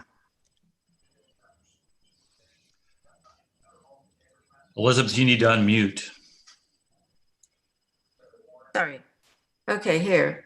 I'm Elizabeth Martinez. I'm the former director of the Los Angeles Public Library and also the former executive director of the American Library Association. I have also designed and overseen the construction of 11 libraries in California. And I'm Brad Waters. I'm an architect. I've designed over 50 libraries around the world, including 3 in California. This evening, we will have try to keep our presentation to 20 minutes, and we'll begin with section 2 of our final report. And if you notice at the bottom right corner of every slide is a slide number. So if you have questions, you want to jot down the number of the slide for the question, we'll handle those at the end of the presentation. Modern public libraries are indeed the people's university, accessible to all who wish to utilize and benefit from the available resources housed in. The importance of reading cannot be overstated from cradle to grave. The ability of the modern library is to adapt to its current needs, and that's paramount to its success. The majority of US citizens use public libraries, and investments in libraries pay considerable dividends. According to a 2019 Gallup survey, library use eclipsed every other leisure activity in the US at a rate of 2 to 1 or greater. These activities such as going to the movies, sporting events, concerts, going to parks, museums, and zoos. For all the things that public libraries do, they are a great investment, evident by a number of studies over the last 15 years, showing a return of at least $2.50 for every dollar invested. The most recent such statewide study was in Texas and calculated a return of $4.64 on direct contributions to local economies through employee salaries, purchased materials, and estimated value of 8 common library services provided to the community. Section 3 of our report compares your library with 3 different peer groups. The 19 high desert peers are of the Inland Library Consortium and include public libraries, both large and small, such as San Bernardino County System and the likes of Banning and Beaumont. The 20 public libraries selected as peers were mostly Southern California in the second group, and those are ones that Victorville might aspire to emulate in some way, shape, or form. The third group was a list of 7 libraries that operate a single facility as you have and have populations similar to Victorville, both current and future. And using those with 1 library facility was the most appropriate peer group in our judgment. So across all 3 sets of peers, Victorville consistently ranked in the bottom quartile. Bright spots were the number of hours open, the number of children's programs, and the number of visits. But even with the single facility group, you have less than 1/4 of the average library building size. So we compared statistics on a per capita basis, which allows us to level the playing field as opposed to comparing raw number totals.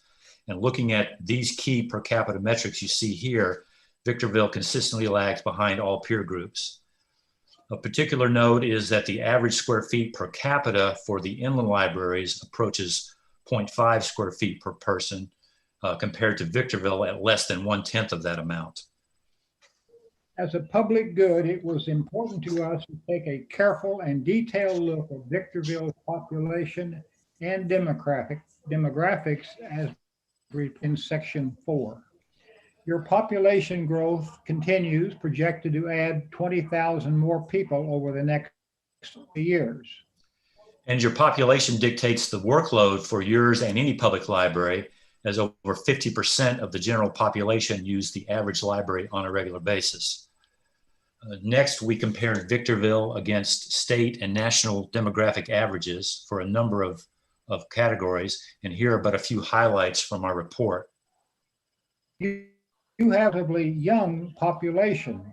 However, you also have a less well-educated population than the state, the country as a whole.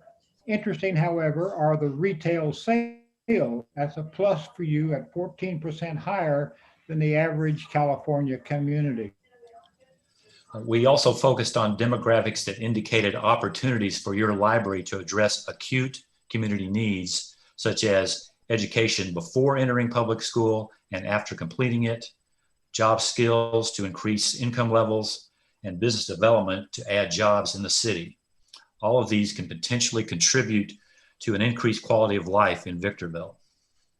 Every public library exists to serve all residents, so we spent considerable effort on gathering public input during this phase of the project.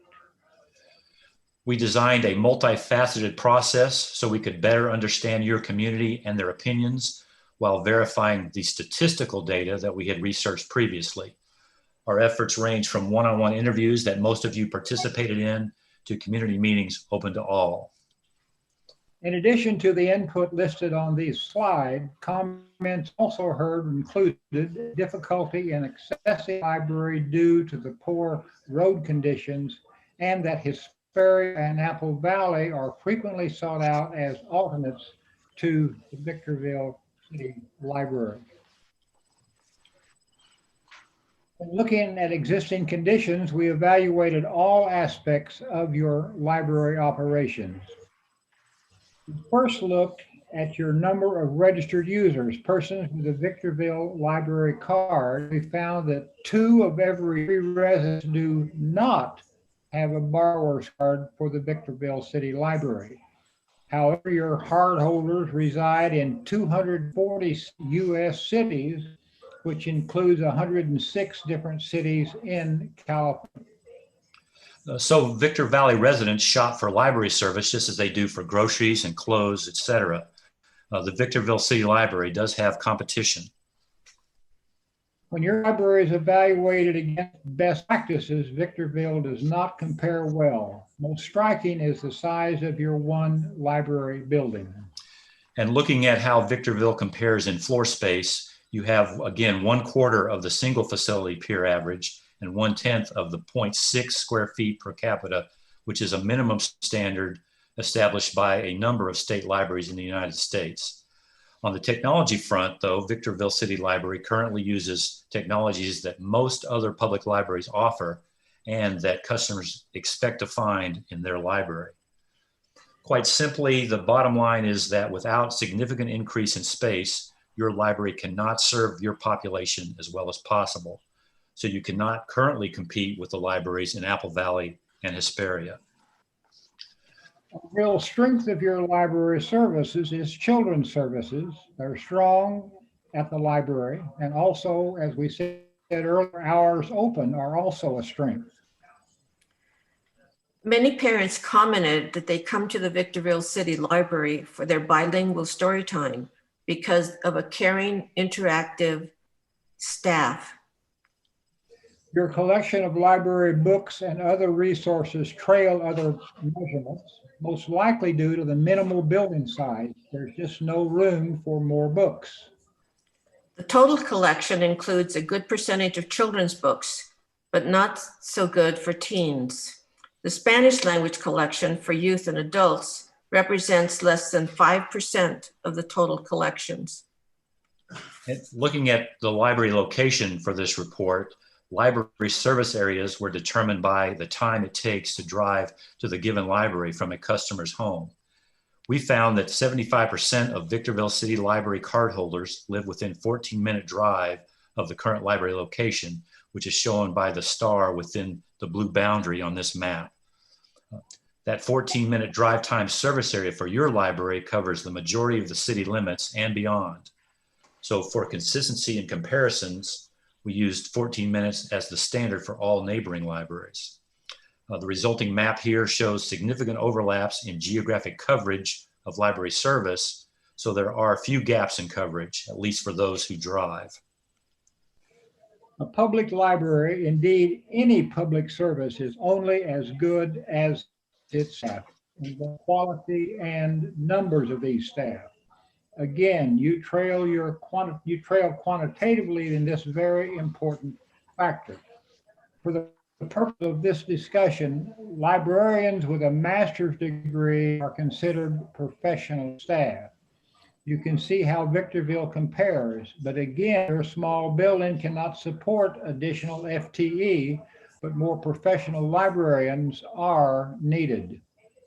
The decided positive was the trend increase of your operational budget. Expenditures for personnel were up, collections were down, again, likely due to the lack of space to accommodate more books and other resources. Nonetheless, you are lagging behind your peers in terms of operational revenue. So these numbers show Victorville has about 1/3 of the funding that the single facility peers have on average. Section 7 of our report summarizes community needs, needs that the Victorville City Library can be well positioned to address. To maximize taxpayer investment in the library, there is a need to increase the usage by residents, usage that is shown to improve educational attainment and subsequently family earnings. Since only 33% of residents have library cards, a program to get cards in the hands of youth and families is needed. Additional space is required to accommodate added functionality at the city library, space that is adaptable to current and future needs, such as meeting and group study spaces for classes and collaboration, a story time room and a sensory room, and land for well-planned long-term future expansion. Significant expansion suggests a new location, ideally central and fully accessible to all residents. A significant investment in proven technology is also needed to make your personnel more efficient through better workflow and customer self-service. A more efficient staff will result in more staff time spent with the public in support of a larger building. And available staff and self-service results in a better customer experience overall.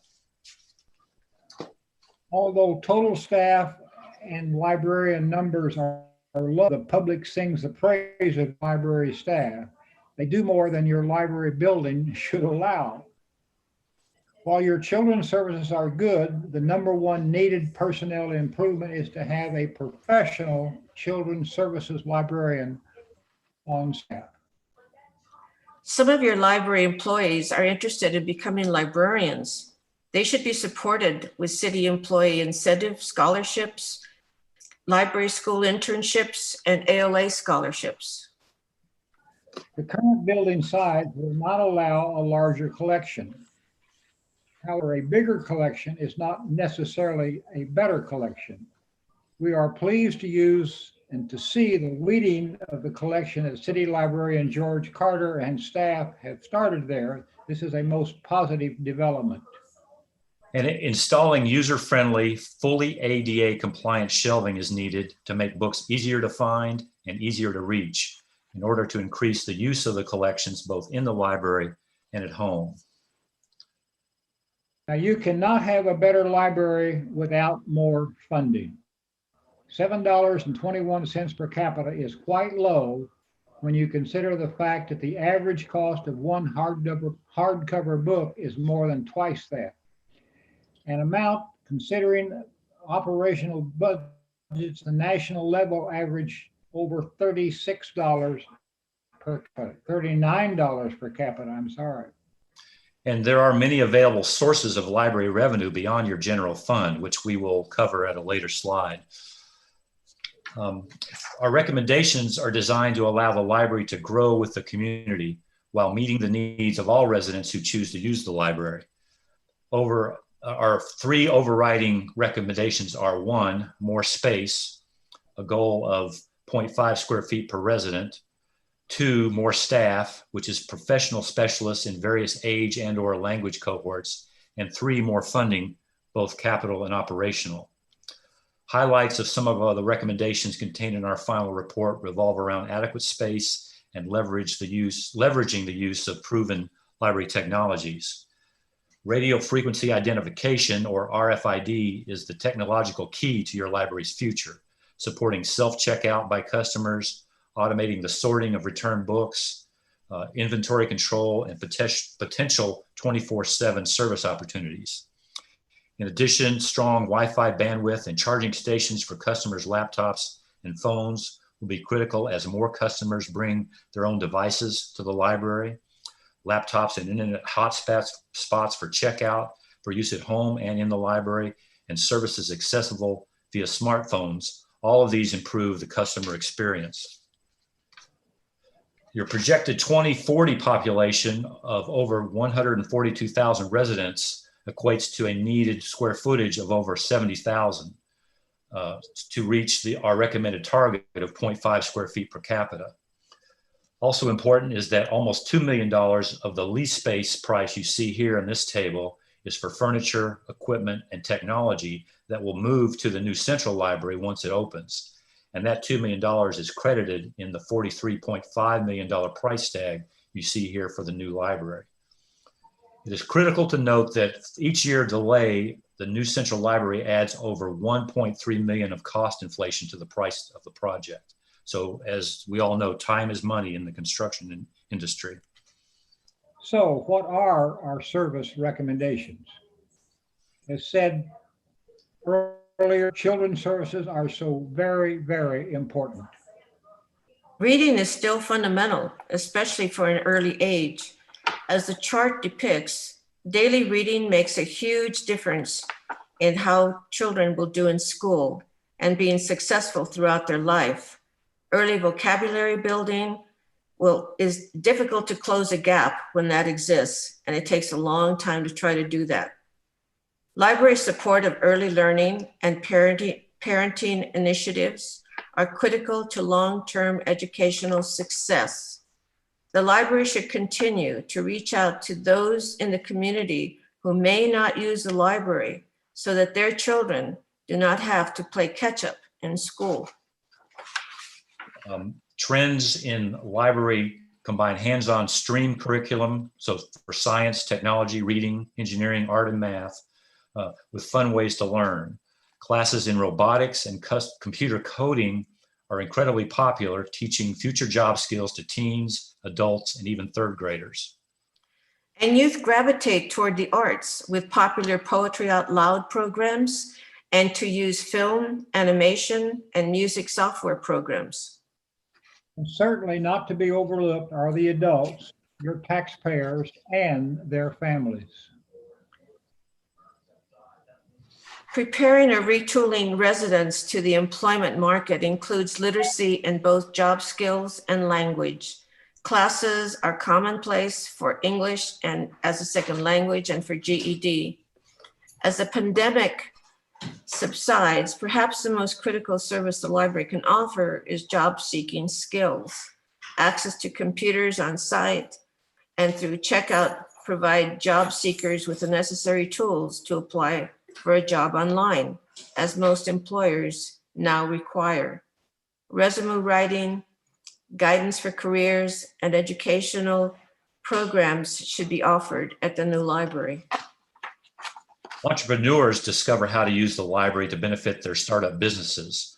Library resources make it the go-to source for common business needs, such as powerful computer software, databases, and even conference space. A budding entrepreneur should have opportunities to meet with small business advisors, local chambers of commerce, and even banks at the library. And creative maker spaces should provide 3D printing for prototypes and patent research. A third of your population speaks Spanish at home, and over half of your residents are Latino. Good bilingual staff and programs are an important recognition that the library is for everyone. And your passport services have been a valuable asset to the library to date and should be expanded in a new library as a way to increase the revenue they generate. In section 9 of the report, we propose a 3-phase implementation plan. It starts with leasing space for a 20 to 25,000 square foot interim library to be in service no later than FY23. It concludes with a 73,000 square foot central library, ideally completed in FY26 or 27. In order to keep inflationary pressure to a minimum, we devised the quickest reasonable path to more space and ultimately to a new central library. First step would be to program and design a new interim library within 2 years. The second step would be to lease one of a number of vacant retail spaces in Victorville, potentially drawing traffic to an existing retailers. And 3, to program, design, and build the new central library within 6 years. This schedule optimizes your capital investment while accelerating the return on that investment and also accelerating the positive impact that more library space will have on community education and quality of life. We also recommend a goal of $18 per capita for library operations, which requires a $1.2 million increase over the current annual library budget. $57.5 million in total capital projects are investments we believe will more than pay for themselves over time. And we know these are big steps, and we know from our experience they are worth the investment, but they are needed to make your library a good value for taxpayers. Federal funds are now available with more on the horizon for both the federal and the state levels. And forming a Victorville Library Foundation would be a key step in efficiently and effectively mining private dollars from across California and the world. Other funding sources, some California health foundations believe that public libraries are essential to the well-being of the community, and they fund capital projects, as do other funding programs for youth and services. There are also California foundations and business communities that provide sponsorships, such as the naming of rooms, spaces, and programs. Mayor and council, thank you for your time and your attention. With that, that, we're happy to answer any questions you may have.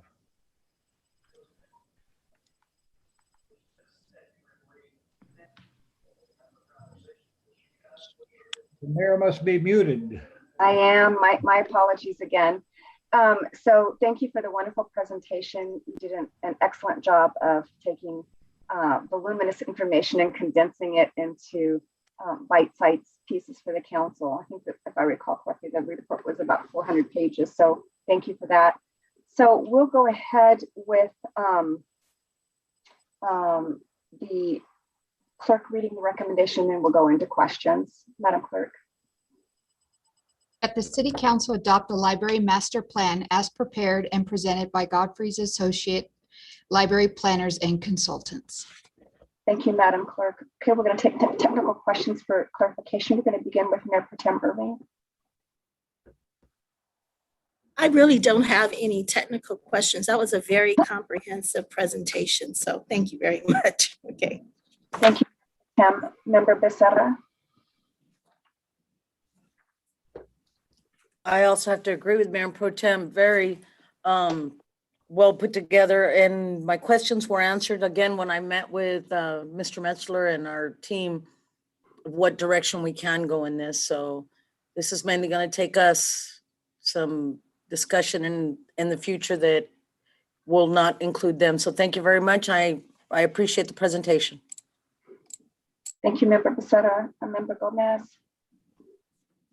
Yes, so referring to slide 23, it was added that less than 5% of the reading books were in Spanish, and we're considering that over 55% are Hispanic in the demographics, and you said over 50% were Latinos.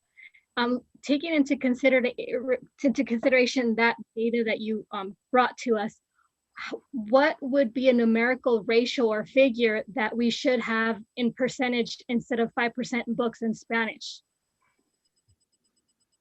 I can answer that based on some experience in working with many public libraries. It's not necessarily a population parity, but it should be. It should be that if the population is a certain percentage, and that specifically if they speak a certain language or have a certain cultural interest, that the collection should definitely reflect that. Okay. Also, it was presented in slide 9 that the Victorville ranked in 4th quartile. What did you mean? Were you referring to a quadrant, a quartile? I wasn't clear on what that term quartile was. Yeah, the bottom quartile would be the bottom 25% of the group. Okay, got it. And then Victorville's demographic traits compared from the state and the US. We have a population, it was said, of young individuals. Did the consultants consider potential collaboration and partners that we can look into, for instance? So let me clarify.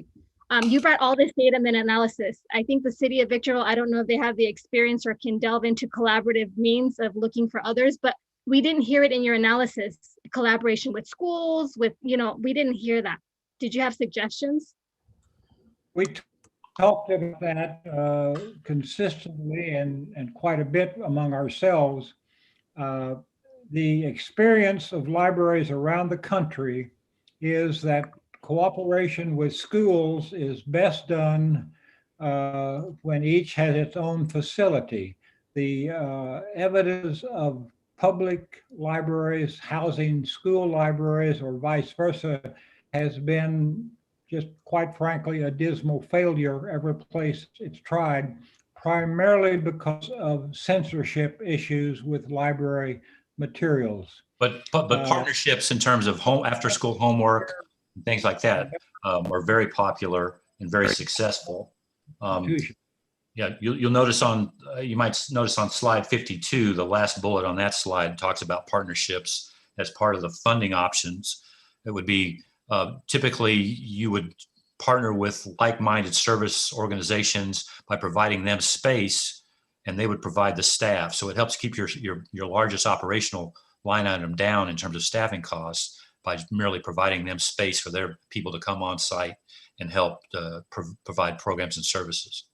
There are libraries that have partnered with some of the institutions nearby, with the colleges for like GED programs. There's libraries that partner with sports facilities and have a library soccer team for teens. There are libraries that do coding and partner with some of the technologies and the tech people in the community.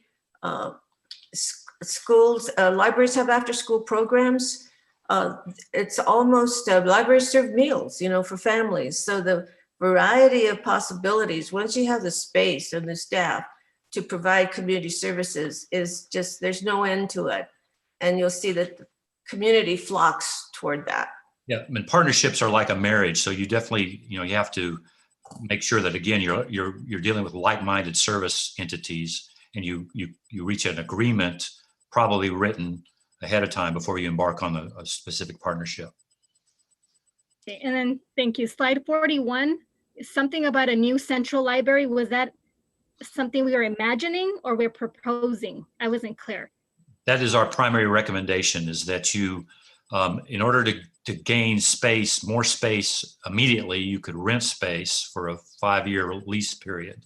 That would buy you time to program, plan, and design and build a new central library that would get you probably 50 years of growth. So a one-time, as soon as possible, capital expenditure, especially in the current climate with a lot of federal and state money available for unserved and underserved areas. You could take advantage of that money and hopefully build you a 70,000 plus square foot central library, centrally located in Victorville, to be accessible to the most number of people, and do so sooner than later, so that you can grow into that building. You wouldn't have to necessarily finish all the space out initially.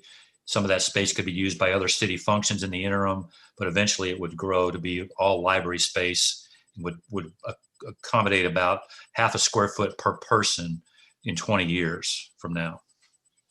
Okay, and then slide 34 said something about the importance of staff having a terminal degree. Do we not have anyone on staff with such a degree?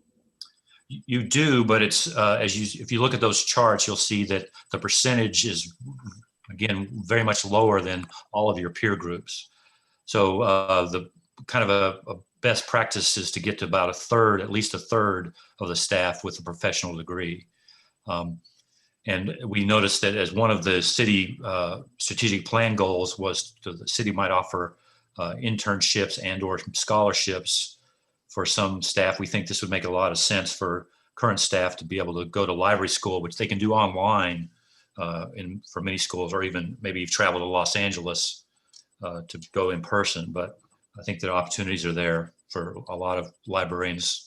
And you have the interest. You already have employees that are interested in becoming librarians. Okay, thank you. And the retail sales is 14% compared to the community educational way of thinking. That was on slide 13. What was the importance of bringing that to the floor? I'm sorry, we may mischaracterize that. You actually, your retail sales are 14% higher than the average California community. So that's a plus. You've taken advantage of that with Measure P. So we see that as a long-term funding source, because so many people from all over Victor Valley come into Victorville to shop. They might as well use the library as well. But you can take advantage of that by generating revenue through sales tax. Okay. And slide 16, it was mentioned that most of us participate. Would you clarify what you're referring to? And those who are not participatory, why perhaps they're not being included? That was slide 16.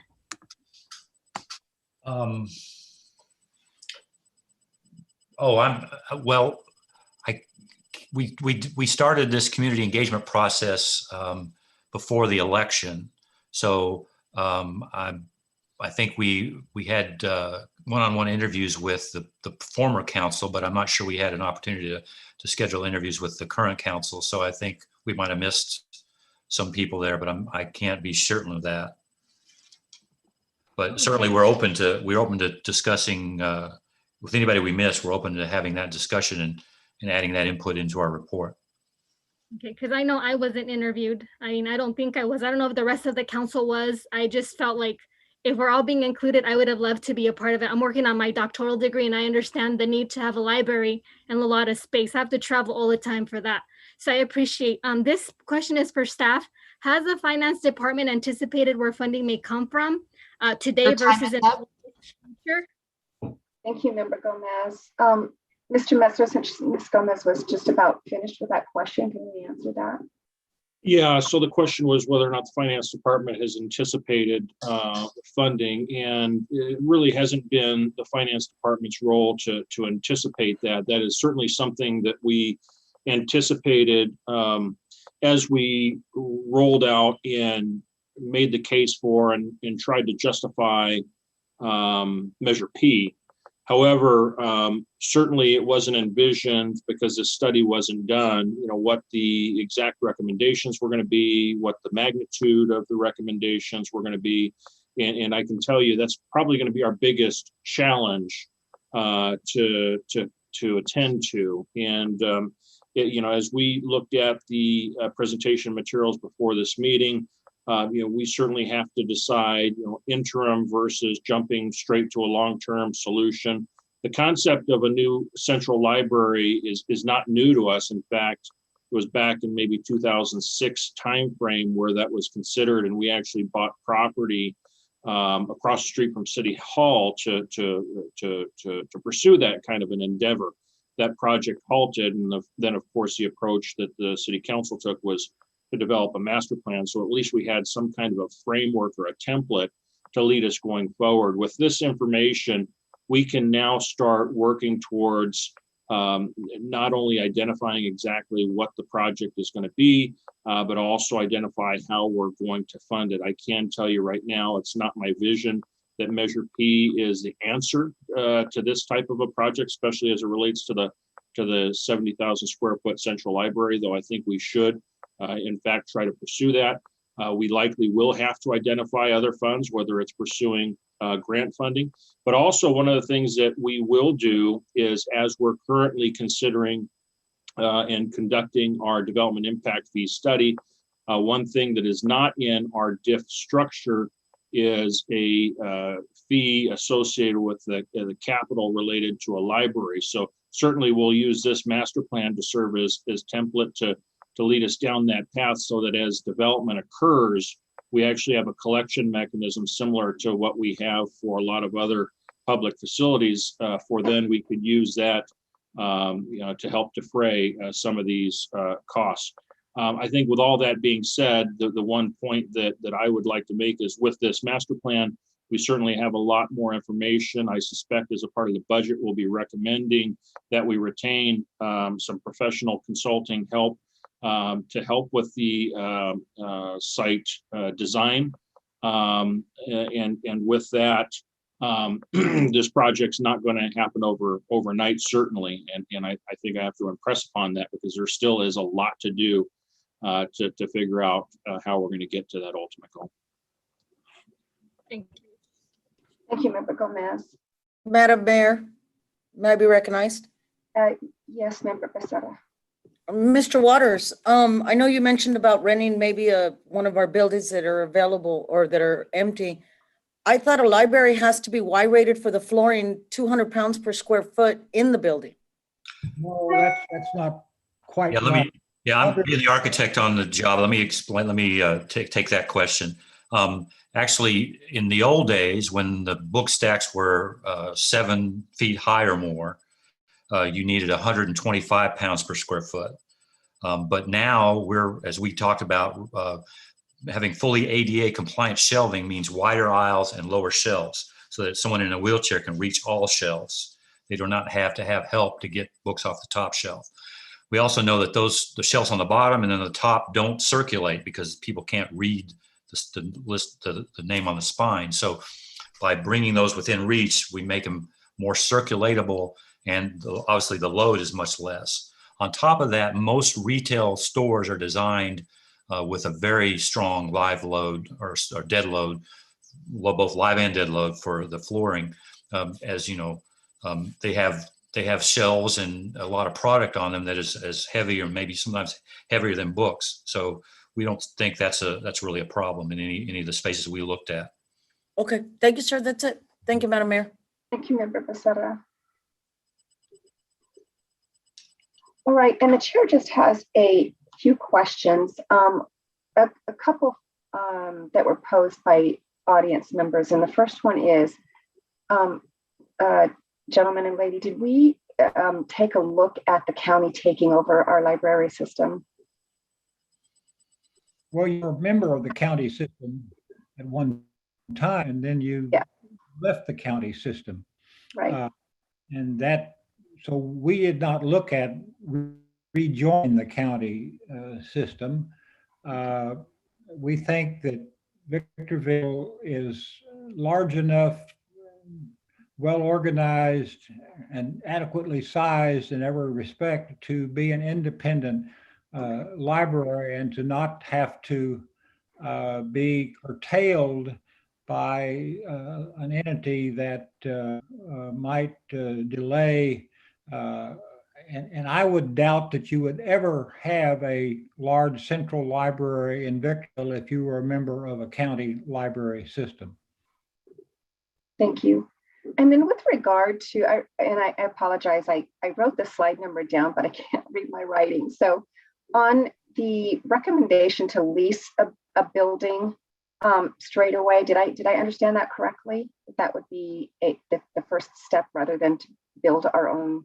It would be an entry step, but there's just so much you cannot do in the present building. I mean, it's an 8,000 square foot building. Right. And you can't get a size 10 shoe in an 8,000 square foot building. So that space would be roughly inexpensive for the amount of space you would get.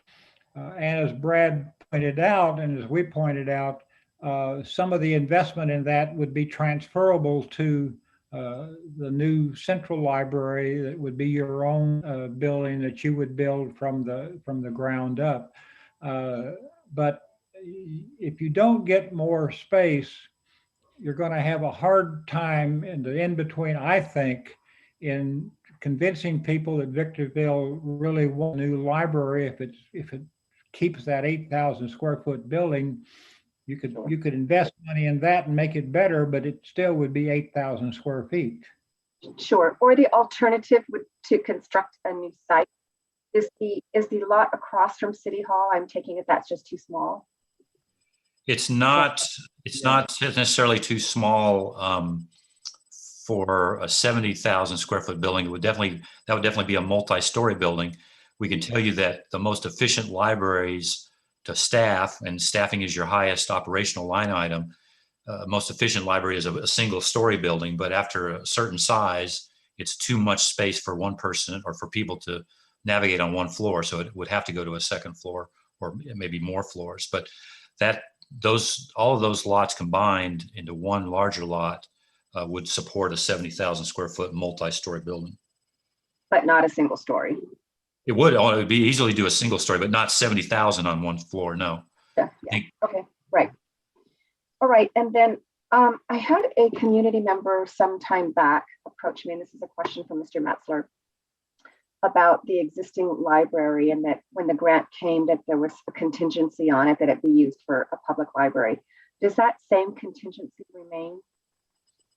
Madam Mayor and members of the council, based upon staff's research, we believe those requirements, conditions have been satisfied. So we're certainly not obligated to operate a library in perpetuity. That's my understanding. Ms. Davidson was the one that actually led the research on that. Is there anything more that you'd like to add, Janelle? Yes, we're still finishing up that research, but at this point, Mr. Metzler is correct. We have reason to believe that that was the initial requirement when the property was deeded to the city, but that did change later on. That just required a library to be constructed, which we believe we met in time with the requirements, but we are still working through our city attorney's office and pulling a title report just to make sure that we aren't missing anything. Okay, thank you very much. And then one final question as to funding. There was a beautiful list on one of the slides of the different resources that could be had for funding. And of course, one of them was philanthropic organizations that are keen on library systems. And I'm going to ask probably a question. I don't know if it's too proper, but I'm going to try it anyway. With what you do, is it possible to steer your clients in a direction as to who some of these funding sources might be, not necessarily just the philanthropic organizations, but others as well, for grants and so forth? Well, we can be astute in that regard. We would also suggest that one of the steps you should take very, very soon would be to form a library foundation. Now, you could do that either by significantly strengthening the Friends of the Library, or certainly operate a separate foundation and have two organizations.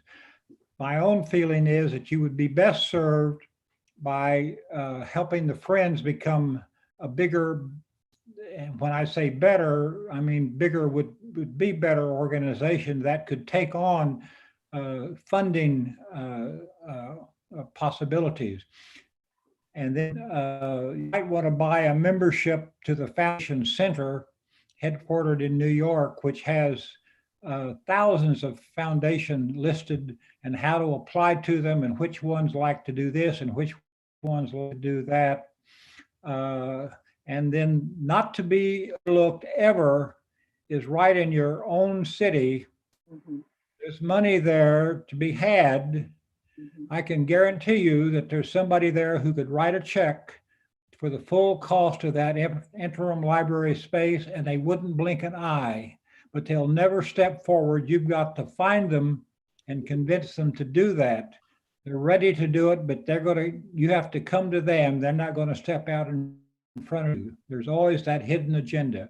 The last I would say is we could bring to you a very accomplished fundraising consultant who has raised millions of dollars for libraries around the country. He's now based in Florida, but he does some work for us from time to time. And that would help you. We can put you in touch with him and see what might come of that, because there is an art to fundraising, both an art and a science. Okay. All right. Thank you so much. Thank you for the time. Yes. Well, again, once again, I'm hearing from the rest of my colleagues that we're very grateful for your presentation. It was very full. It was very helpful, and certainly is going to help us make our decision this evening. So with that said, we're going to move on from the questions, and the chair invites a motion on this item. Councilwoman Gomez goes ahead and moves this motion as recommended by staff. Thank you. We have a first by Member Gomez. Is there a second? Second. We have a second by Mayor Pro Tem Irving. We're now going to take discussion on the pending motion, beginning with Member Becerra. No comments. Was it my motion? Yes, thank you. Mayor Pro Tem Irving, any comments on the motion? Absolutely. As an educator, this presentation is well received. I think everybody here supports literacy. I think that the consultants brought home the quintessential point is we need more space. We have a young population, and our goal as a community, if we're trying to improve our community, should be to improve opportunities for our citizens to attain education. So I think the recommendations are doable. We need a very strong council that's committed, and I think we have that. We're not going to be able to do everything, but I really appreciated the presentation. And Mr. Waters, excuse me. I like your can-do attitude. So thank you very much. That's all I have to say, but it was a great presentation. Thank you. Thank you very much, Mayor Pro Tem. Member Gomez, comments on the motion. Yes, I appreciate the presentation. There's a lot of factual analysis that was brought forth. Many of us were already suspected of or suspicious. And it's very important to understand that once we have consultants such as yourself bringing this to the fore with your experience, and then watching the visibility of having construction and directors in all of these types of facilities, education is something that really we delve in, we require, and we need. Without someone who is educated, I don't believe that we have a progressive movement toward meeting the needs of people that should be understanding to read different types of terminologies and even understanding what was being presented today.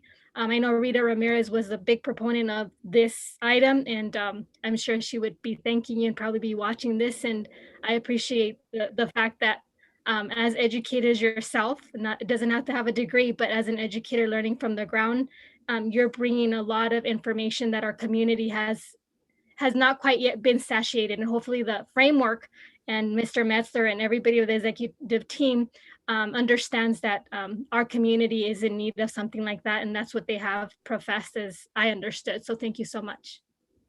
Thank you, Member Gomez. All right, so just a couple of comments, and I appreciate that Member Gomez recognized former council member Rita Ramirez for her great interest in the library system. I guess that discussion had been going on for some years too with prior councils, and certainly I, having been a school board trustee, it was near and dear to my heart. And I'm not sure, but I think I was the one that requested in the middle of a meeting a study so that we would know what to work from regardless. This report is phenomenal, and it gives us really a great pathway forward, and it gives us a number of options that we can glean from and time things out in a way that's going to work best for Victorville and our community. So I'm very, very thankful for that. With that, discussion period is now closed, and the chair asks the clerk to please take the vote. Councilmember Becerra. Aye. Councilmember Gomez. Aye. Mayor Pro Tem Irving. Aye. Mayor Jones. Aye. That motion passes. Thank you. So the council has just taken action in accordance with the recommendation set out on the agenda. We have approved the library master plan. All right, with that said, council, we're going to take a 10-minute break, and we will resume at 10 minutes after 8 o'clock. Thank you.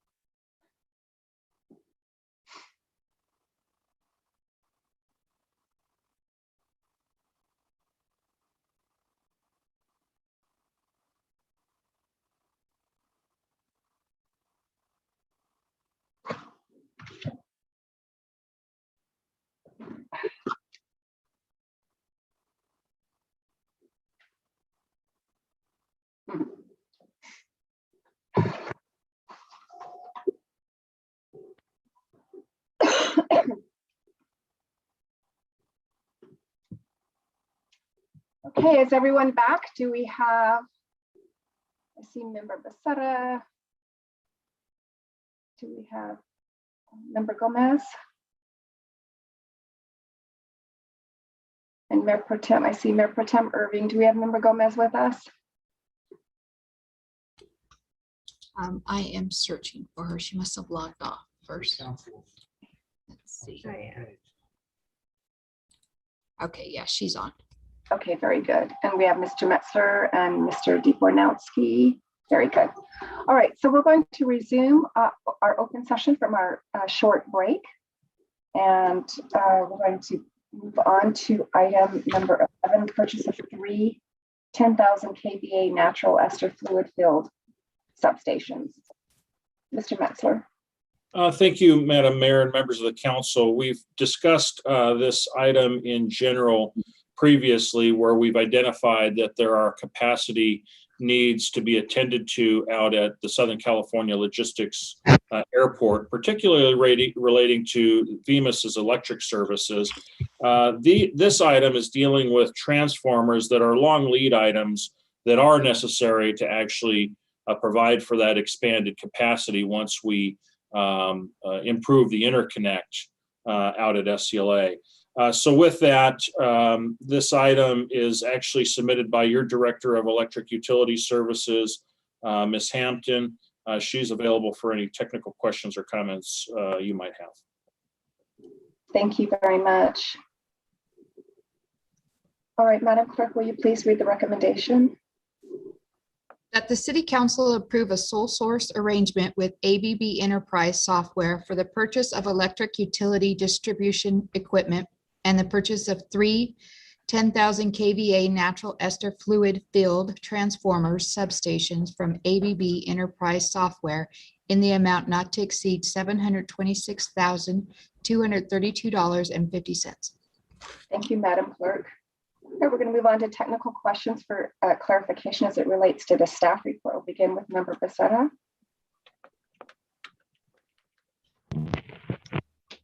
Thank you, Madam Mayor. Mr. Metzler, just a quick question. These transformers, they're needed to do the upgrade for out at the SCLA, correct? That is correct. That's it. Thank you, Madam Mayor. Thank you, Member Becerra. Member Gomez, questions?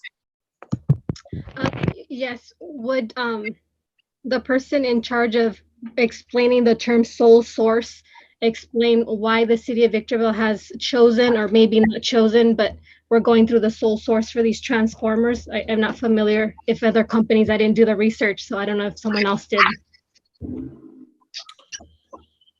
Thank you, Madam Mayor and members of the council. For the electric utility system, like many systems, we standardize the type of equipment that we rely on to help run the system. It helps us from a maintenance perspective.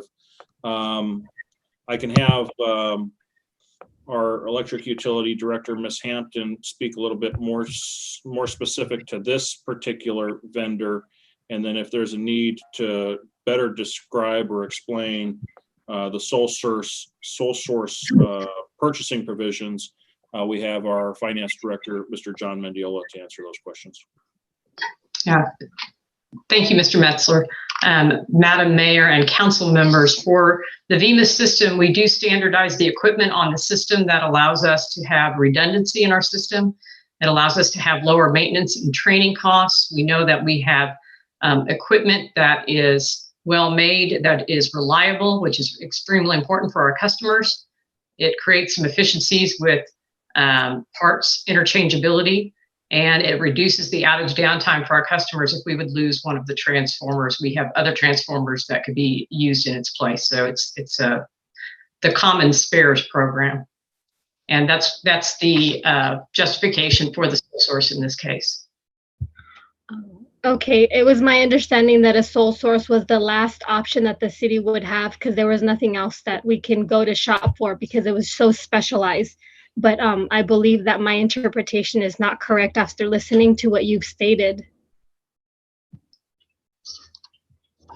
So sole source, you're saying, is not the last option. There's other options, but this one was one open as others were.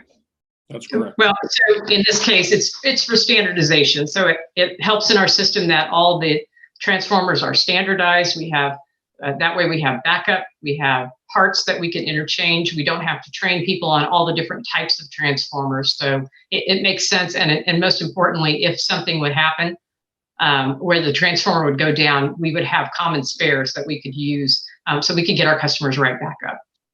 So it is a very specialized piece of equipment. Thank you. No further questions. Thank you, Member Gomez. Mayor Pro Tem Irving? Yes, I do have a couple of questions. Mr. Metzler, or maybe Ms. Hampton.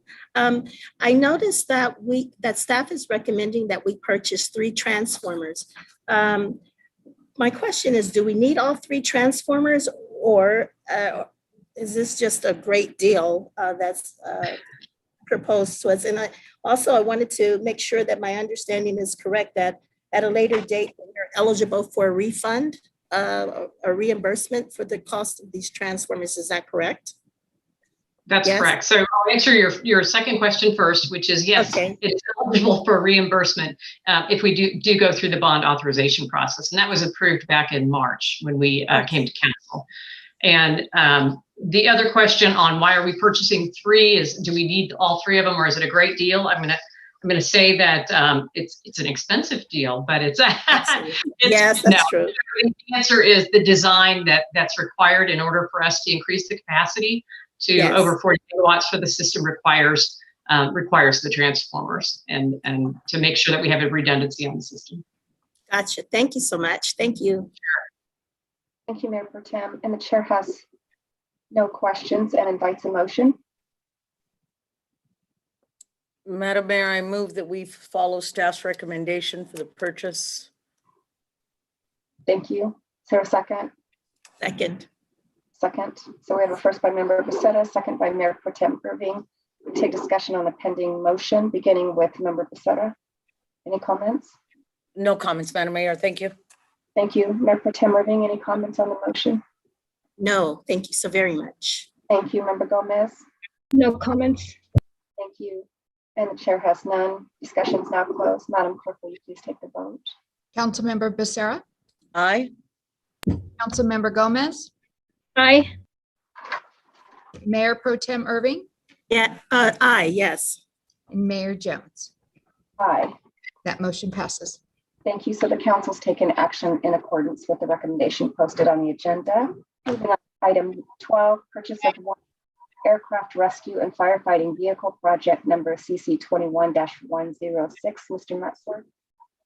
Thank you, Madam Mayor, and members of the council. Out at the Southern California Logistics Airport, we do have a responsibility to stand up and provide aircraft rescue firefighting at that facility.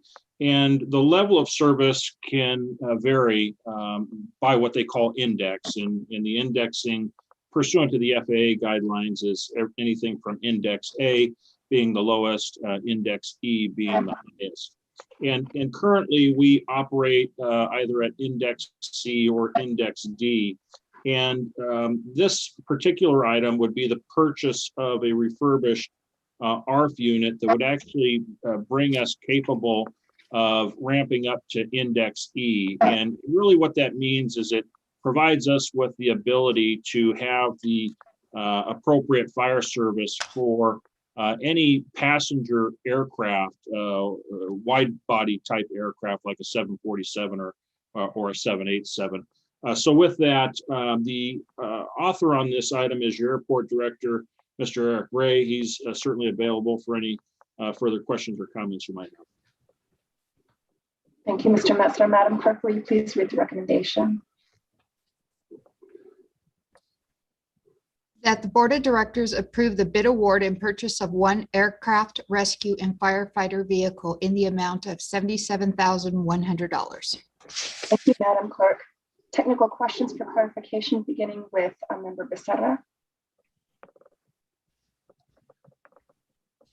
No questions. Thank you, Madam Mayor. Thank you, Member Gomez.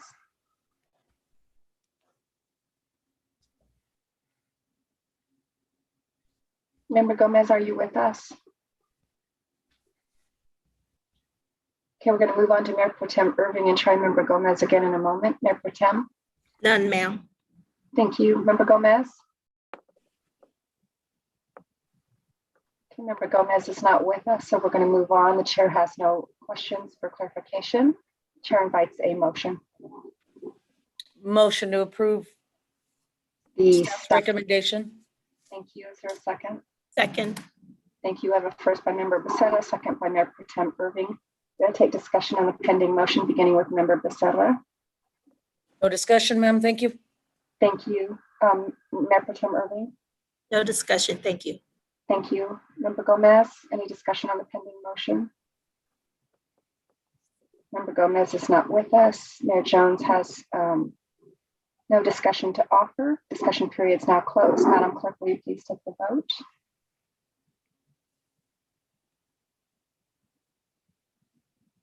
Sorry. Councilmember Becerra. Aye. Councilmember Gomez. Mayor Pro Tem Irving. Aye. Mayor Jones. Aye. That motion passes with Councilmember Gomez being absent. Thank you. So No, I'm here. Council, we've just taken the vote, Member Gomez. So the council has approved the staff recommendation as it relates to item number 12. Moving on to item number 13. Welcome back, Member Gomez. Item number 13. Initiate the annexation of tract number 16774 under Landscape Maintenance Assessment District number 5 and Drainage Facilities Assessment District number 2. Mr. Metzler. Thank you, Madam Mayor and members of the council. This item involves a developer-initiated request to annex into two districts, a landscape maintenance assessment district along with a drainage facilities assessment district, and involves a tract of property north of La Mesa Road and west of 395. Residential tract. This is typically a precursor to ultimate construction, in this particular case of single family homes. If approved by the council, this is the first step in a three-step process, which if approved tonight, then the city engineer would be directed to prepare an engineer's report, which would be brought back at a subsequent meeting. And if approved at that point in time, the next step would be to order ballots to be issued so that property owners can have a vote or a say in the actual annexation into those districts. And then ultimately a public hearing would be the third step, where the public hearing would then be conducted then to allow comment prior to an actual opening of the ballots and a reading of the ballots. So with that, the city engineer, Brian Gangler, is the author on this item. He's available for any technical questions or comments you might have. Thank you. Okay, Madam Clerk, will you please read the recommendation? That the City Council approve resolution numbers 21-028 and 21-029 to initiate proceedings to annex tract number 16774 into LMAD 5 and DFAD 2 and direct the preparation of an engineer's report for each district. Thank you, Madam Clerk. We're going to move on to technical questions for clarification as it relates to the staff report, beginning with Mayor Pro Tem Irving. Yes, just can you just briefly summarize the three-step process in this? This is the beginning of moving forward to annex particular property owners into, it sounds like they're going to have to pay some fee or charge. Is that correct? Yes, that is correct. Okay. I don't know if you want me to answer this, Mr. Metzler, but yeah, this is a process that's required by law. So the next step would be to bring back the engineer's report, and ultimately, if approved, in the third and final step, as Mr. Metzler described, there would be a public hearing, and then if the assessment district is formed, then the property owners in this tract would have an annual assessment for both of these assessment districts. Yeah, okay, thank you. Thank you, Mayor Pro Tem. Member Becerra? Yes, either Mr. Gangler or Mr. Metzler, who's responsible for this if the property owners say no?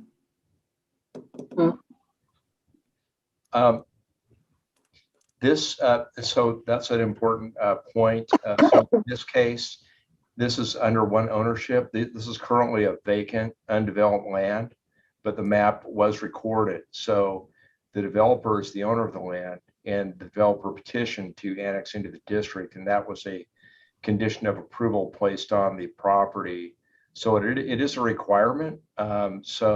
Typically, we don't have an issue where the property owner does not vote to annex into the districts for maintenance. Okay, I get it. Thank you, sir. That's it. No further questions. Thank you, Member Becerra. Member Gomez? You're muted, Member Gomez. There you go. Okay, for the LMAs and DFADs, is there typically a schedule of fee workshops or hearing before a vote? No, the actual public hearing is part of the process described in the staff report, and the final step is a public hearing. Anyone can comment during that time. And then the council considers if they actually want to annex the tract into those two maintenance districts. So this agenda item is not quite yet hearing, it's a written communication. Is that a pre-step before going to hearing? Yes, it is. So it's just the initiation of the whole process before we would have a public hearing. And what are the processes and procedures in regards to the approval of a series of 8 resolutions at 3 council meetings? So this is the first step, and there is a resolution for each maintenance district. The second step would be to bring back the engineer's report, and there would be resolutions for each district for the engineer's reports for those districts. Then the final step would be the actual public hearing for the formation of the 2 maintenance districts, and there are also a pair of resolutions for that. So it would be a total of 8 resolutions and 3 separate council meetings. And this is a standard process for all of our annexations. And what authorities govern the annexation process? Just vague, is it a state, a municipal code? It is, they are state codes that govern this. It is in the Streets and Highways Code. There's also provisions from Proposition 218 from the California Constitution, and all that governs the procedures for annexing this tract into these maintenance districts. Okay, so today, are you asking for an adoption of this plan? Or you just do receive and file? Our request is to approve the resolutions that are attached, and that would basically initiate these proceedings. Okay, thank you. I have no further questions. Thank you, Member Gomez. Chair has no questions and closes the questioning period and invites a motion to adopt the resolutions as set out on the agenda. If anyone agrees, feel free to say so moved. So moved. Okay, we have a motion by Mayor Pro Tem Irving. Is there a second? I'll second. Thank you. Second by Member Becerra. Discussion on the pending motion, beginning with Mayor Pro Tem Irving. No discussion, thank you. Thank you, Mayor Pro Tem. Member Becerra. None, ma'am. Thank you. Thank you, Member Gomez. Comments on the pending motion? Yes, so it's my understanding that the only person is the owner. There's the rest of the land is vacant and nobody's occupying it. I believe that's what I understood. So thank you. That's what I'm going to believe that I understood. You did, Member Gomez. Thank you. Thank you. All right, and the chair has no comments. Discussion period is now closed. Madam Clerk, will you please take the vote? Councilmember Becerra, Aye. Councilmember Gomez, Aye. Mayor Pro Tem Irving, Aye. Mayor Jones. Aye. That motion passes. Thank you. So the council has adopted the recommendations set out on the agenda. Going to move on now to item number 14, Mr. Metzler. Thank you, Madam Mayor and members of the. I'm sorry, this disadvantaged business enterprise and labor compliance. Thank you, Mr. Metzler. Thank you, Madam Mayor, members of the council. This item is a professional services contract to help us further our compliance monitoring, ensuring that the DBEs are actually complying related to the construction projects for the Green Tree Extension and the Bear Valley Road Bridge. This item also adds what the council had discussed at a previous council meeting with respect to conducting specific outreach to try to encourage more DBE participation. And that'll be more so specific and related to the Bear Valley Road Bridge over the BNSF Railroad. So with that, the author on this item is your city engineer, Brian Gangler. He's available for any questions or comments you might have. Thank you, Mr. Metzler. Madam Clerk, will you please read the recommendation? That the City Council approve a consultant professional services provider agreement with Padilla and Associates in an amount not to exceed $69,893.43. Thank you, Madam Clerk. We're going to move on to technical questions for clarification. We'll begin with Member Becerra. Well, no questions. Thank you. They were answered in my agenda review. Thank you. Yes, thank you, Mayor Pro Tem Irving. No questions, thank you. Thank you, Member Gomez. Yes. Briefly, what percentage can be secured to getting a promising desire to have more disadvantaged business enterprises to take role in future projects? Well, one of the components of this contract with Padilla Associates is actually an outreach for future projects that will require DBE. So that will make potential subcontractors or whoever may want to be involved with these future projects. They'll be aware of the opportunity of these upcoming projects, and the goal would be to encourage DBE participation. Thank you. And then how will the DBE be participating in the BNSF and the Green Tree projects moving forward with this proposed appropriation. I asked that question because I thought we had discussed that it was too late for the green tree. So I don't know if it was the phase for the last one was too late, but several phases in, I mean, it gives an opportunity for DBE. Okay, yeah, that's a good question. So as far as these two projects, the designated subcontractors were already part of the bid when the bids were received, and the DBE goal, the DBE participation was already determined when the bids were received. So that part is behind us. But what is in the future and what we are asking Padilla and Associates to assist us with is the ongoing monitoring of these two contracts, because as the construction proceeds, we need to continue to monitor and report on the DBE participation and the actual cost of the DBE participation, which will ultimately be reported on when these contracts are completed. The goal is that the contract has meets the goal of the participation that was actually bid on. Thank you. I have no further question.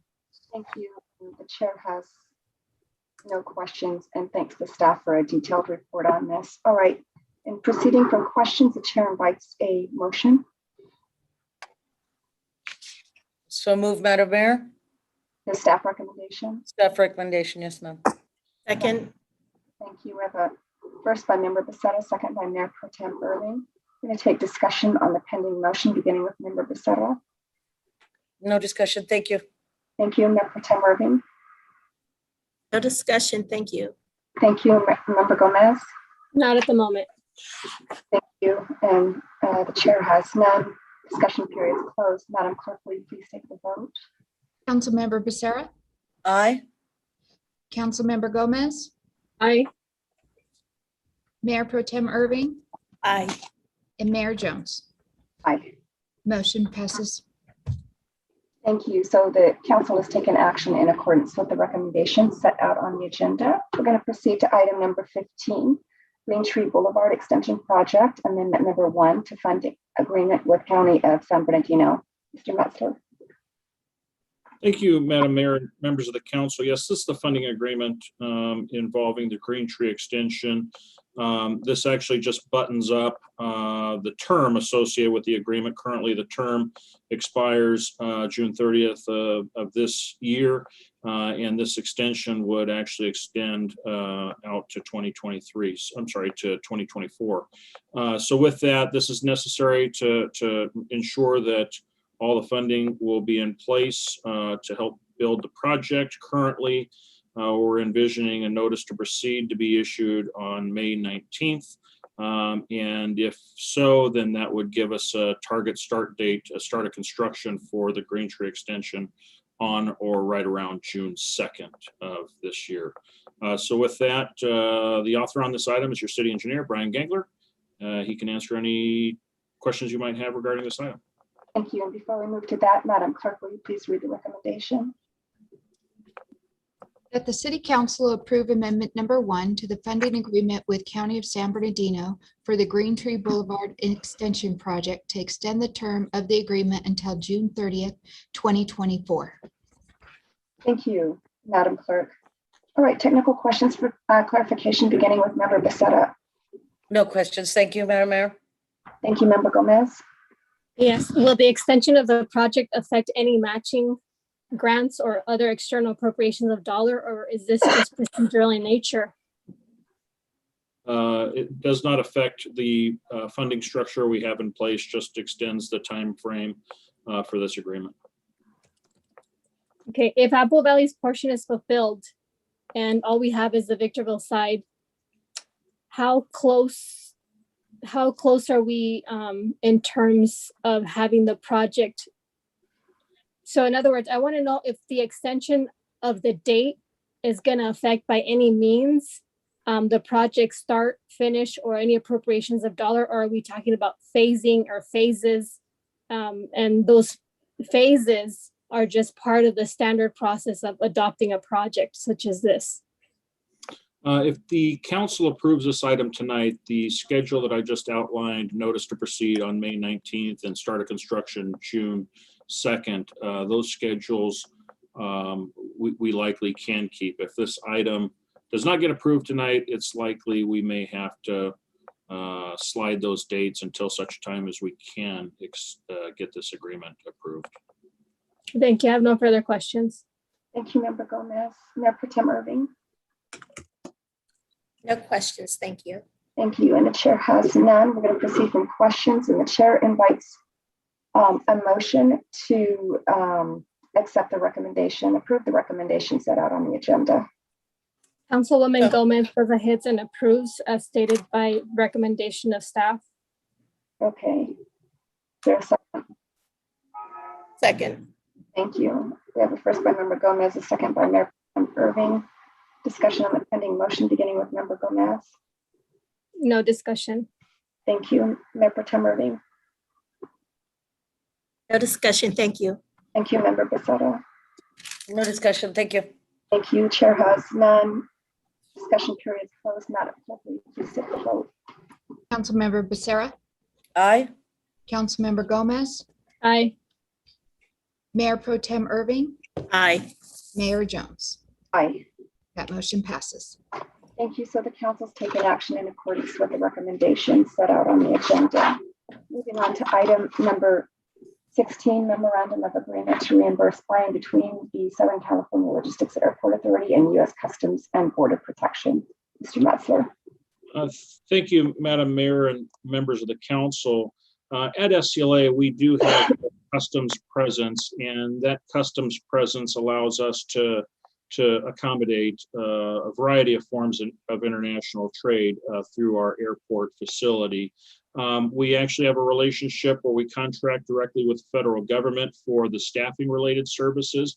And then every couple of years or so, similar to what this item is about, we have to actually pay for the costs associated with any technology upgrades, improvements, enhancements they may require to be able to perform their services. So this item effectively serves as that reimbursement agreement where we will get billed by U.S. Customs for their procurement of the requisite technology to operate. And once billed, then we will have to pay that through the airport operations. The author on this item and the recommendation is coming from your airport director, Mr. Eric Ray. He's available for any questions or comments you might have. Thank you, Mr. Metzler. Okay, Madam Clerk, will you please read the recommendation? That the Board of Directors approve entering into a memorandum of agreement to reimburse by and between the Southern California Logistics Airport Authority and U.S. Customs and Border Protection for computer system and network upgrades at the Southern California Logistics Airport Building 728, and authorize the airport director to execute said agreement to reimburse in the amount not to exceed $71,559.20. Thank you, Madam Clerk. All right, going to move to technical questions for clarification, beginning with Member Becerra. Well, thank you, Madam Mayor. My questions were answered. Thank you, Mr. Metzler. Thank you. Member Gomez. Yes. What type of security is this report alluding to? The security equipment referenced here is that of internal communications within the Customs and Border Patrol. So it applies most particularly to aircraft, overseas aircraft that come in. There is a process and protocol where those crews are screened and processed electronically before they come into the airspace. So in order to enter U.S. airspace, there has to be a pre-clearance, so they have to receive that. And then certain information, which I can't tell you what that is specifically because I don't know that. I have no need to know that. That information goes to the customs agent that works at the airport. Okay, and who is operating what technology and for what purpose? And let me tell you where that stems from. So I'm looking at CBP will retain possessory ownership of all equipment used in CBP operations until it vacates the premises. This entity will transfer the equipment reimbursement by SCLA when it vacates the premises, 2 months of installation and then reimbursement, and then there'll be delivery of identification, the numbers. So the brief presentation kind of confused me. I wasn't sure if we were rendering services, they were rendering services. And so I was like, okay, who's doing what? We're paying them, they're paying us, they're using our things, or I don't understand now. I just got confused. Sure. As a user fee airport, it means that we pay the Customs and Border Patrol to provide those services to our customers, hence the term user fee. So we have the ability to also charge back the end user. In other words, those airplane crews that fly airplanes from all over the world to come to SCLA to get maintenance and service. Without that customs service, it would be a far more greater challenge for overseas airlines to bring their aircraft to our airport. So essentially, the SCLA provides those services, but we provide them through a contract with CBP. CBP manages the operation. It's their procedures on how it's done. We provide them some office space, and we provide their computer needs, communication needs. All right, thank you. No further questions. Thank you. Mayor Pro Tem Irving. I don't have any questions. Thank you. Thank you, and the chair has none. Okay, we're going to move on from questions, and the chair invites a motion to approve the memorandum of agreement as set out on the agenda. You agree? So moved. Thank you. Member Irving, is there a second? Second. Thank you. We have a first by Mayor Pro Tem Irving, a second by Member Becerra. Discussion on the pending motion, beginning with the maker, Mayor Pro Tem Irving. No discussion. Thank you. Thank you. Member Becerra. No discussion. Thank you. Thank you. Member Gomez. Not at the time. Thank you. Chair has none. Discussion period is closed. Madam Clerk, will you please take the vote? Councilmember Becerra, Aye. Councilmember Gomez, Aye. Mayor Pro Tem Irving, Aye. Mayor Jones. Mayor Jones, Oh, aye. that motion passes. Thank you. So the council acting as the SCLA has taken action in accordance with the recommendations set out on the agenda. Moving on to item number 17, Mr. Metzler. Oh, this is Keenan and Associates Professional Services Agreement Amendment number 2, Mr. Metzler. Thank you, Madam Mayor and members of the council. We have been evaluating our risk management services for close to 6 months now, maybe a little bit longer. And as a part of that evaluation, we're actually preparing to transition our risk management services from that of being a contract-related service to internalizing the service and performed by city staff.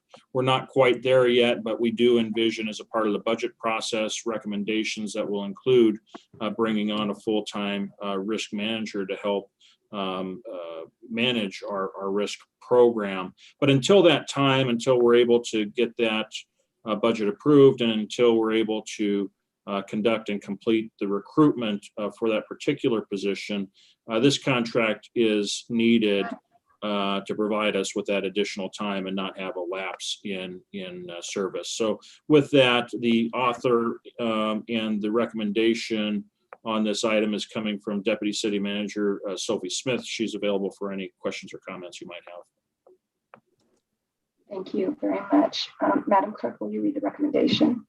That the City Council approve resolution number 21-043, amending the annual budget for the fiscal year 2021, approving an additional appropriation of $55,000 for risk management contract services, and approve amendment number 2 to the consultant professional services provider agreement with Keenan and Associates by an amount not to exceed of $105,000 for risk management contract services.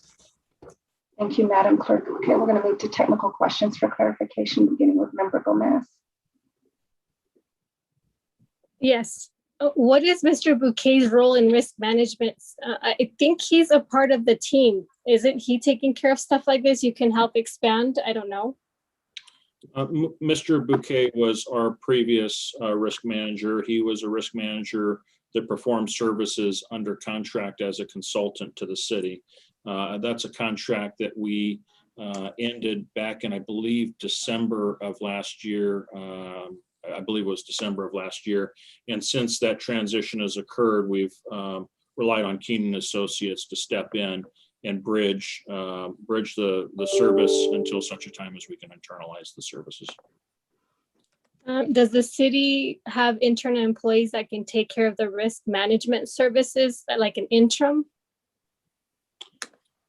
We do have staff support that's internal to the city, but we don't have somebody on the staff that is actually trained and experienced in risk management and insurance related matters. How does this contract increase the cost of the current? Oh, well, I thought we had, I'm going to ask the question, but then you don't have to answer it. I didn't know he wasn't part of the team anymore. So the question was, how does this contract increase the cost of the current employees and increase the services rendered by complementing what we already have and the city is paying, which I just found out that Mr. Bouquet is no longer on the team. So this is why I had that question formulated. So you can choose to respond for more clarification, or the little bits of details that you gave me, pretty much he's not here. So that's why we're on a contract. Got it.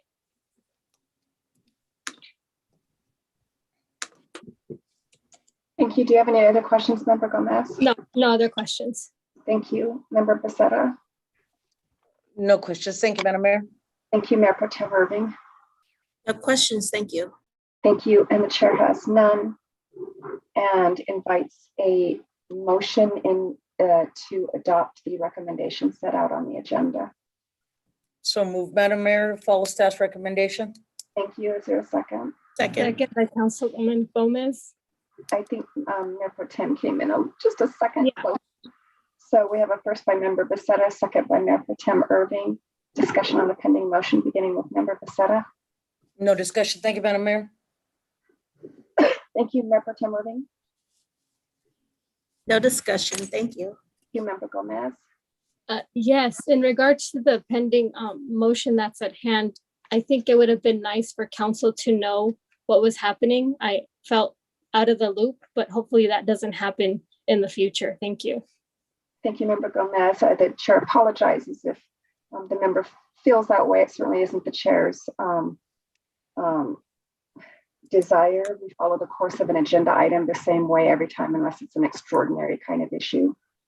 All right, with that said, the chair has no discussion to offer and closes the discussion period. Madam Clerk, will you please take the vote? Councilmember Becerra, Aye. Councilmember Gomez, Aye. Mayor Pro Tem Irving, Aye. Mayor Jones. Aye. That motion passes. So we've adopted the recommendation set out on the agenda. We're going to move on to city manager reports, item number 18, Mr. Metzler. Thank you, Madam Mayor and members of the council. Just a few items to update you on. So we are now taking in-person appointments for computer and copier use at the Victorville City Library. We're going to start that on May 3rd, which was actually yesterday. And we're going to do that Monday through Friday between the hours of 9:15 and 2:45. There's no charge associated with that. And all appointments are limited to 30 minutes per visit. All of the appointments can be scheduled using our website or contacting the library directly. We also have a blood drive, live stream blood mobile drive on tomorrow, May 5th, 11 o'clock to 4 p.m. It's going to be here at City Hall, just at the south end on our parking lot. There's no cost. All donors will receive a t-shirt while supplies last. We're also taking registration. Registration is opening for swim lessons, and we'll start that on May 7th. And all the swim lessons will be conducted at Doris Davies Pool, which will be open during the summertime. So the only thing that I'll add, and just to keep our fingers crossed, we are currently planning to have our next council meeting in the chambers with the public. That's our current plan. The issues that have kind of been slowing us up have been, we've been upgrading the technology, of course, in the chambers, but we also had a flood over the holiday. months. And so we just completed the carpeting and a lot of we put the chairs back in place. So we believe we're going to be ready for our next council meeting to be hosted in person. And we'll look forward to seeing you all in the same room together. That's all I have. Would that be the meeting of the 18th? Correct. Okay. Thank you, Mr. Metzler. All right, moving on to item number 19, discussion and possible action regarding upcoming agenda items. Member Gomez.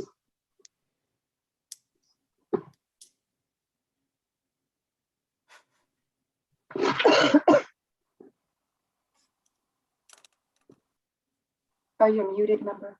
There you go.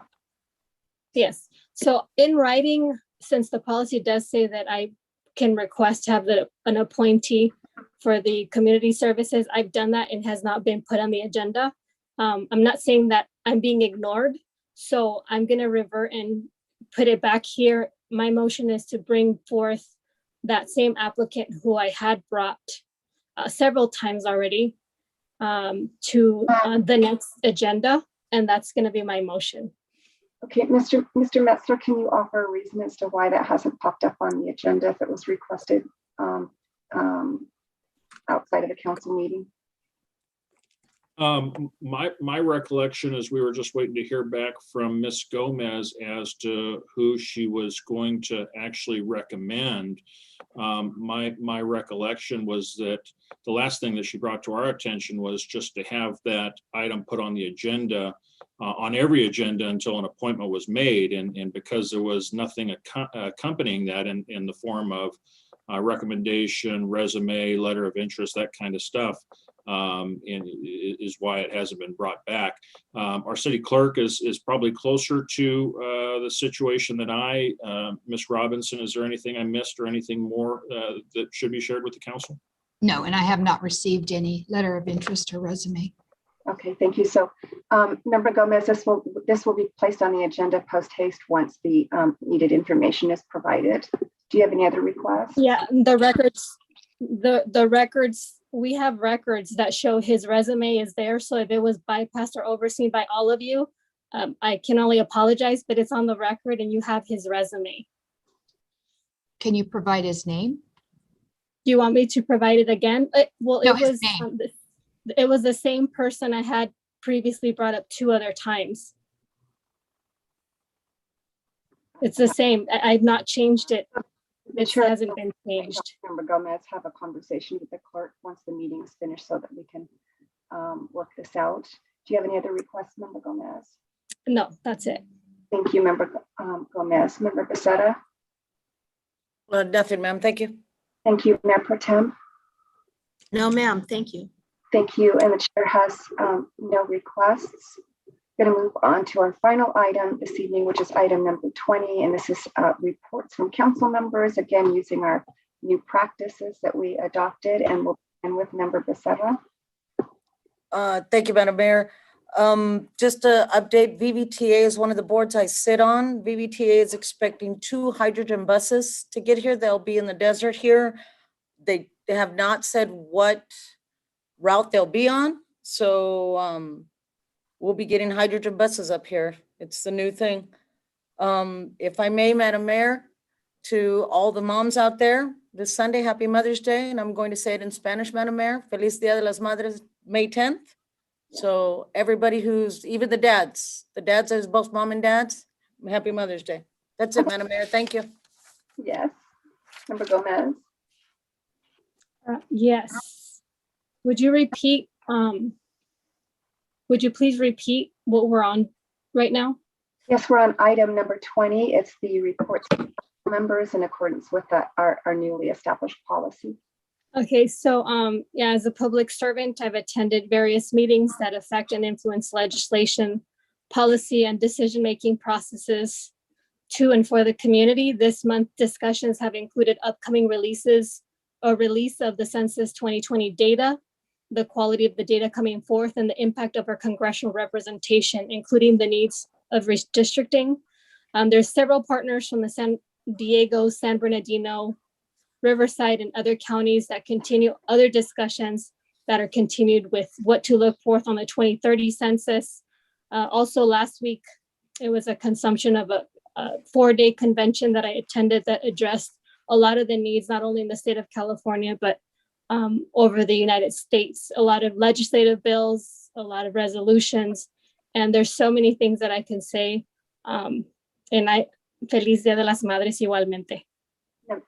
I'm presuming that was Happy Mother's Day. Member Gomez, do you have any reports to make as it relates directly in your role as a council member? Yeah, I'm attending a lot of these. You guys haven't appointed me. I have other duties as a representative that I am attending, and those are the ones I'm relaying to you guys. Okay, but not appointed by the council. Gotcha. All right. Yeah. Thank you. And then I will not leave out Mayor Pro Tem Irving. I really appreciate that. I don't really have anything to report. And I know that we're supposed to use this time to report things, report out on activities we're participating in. But I would be remiss if I don't wish all of my colleagues here Happy Mother's Day, and staff, and to all the citizens here in Victorville who are mothers, Happy Mother's Day. I can't say it in Spanish because I don't speak Spanish. And this is Teacher Appreciation Week. So love a teacher and tell them thank you. Okay, thank you. Nothing else. Good night. And Mayor Jones, I hope you feel better. I do, because I could tell you're not feeling well. Thank you. I appreciate, I didn't throw the meeting on you at the last minute. I know. All right. You have a great evening. Have you. All right. So I do have reports to make, but I'm going to defer it to the next meeting with the council's forbearance. But I do echo the sentiments of my colleagues on Happy Mother's Day. And may I just say that concludes our business this evening. Good evening, everyone, and thank you for a lovely meeting.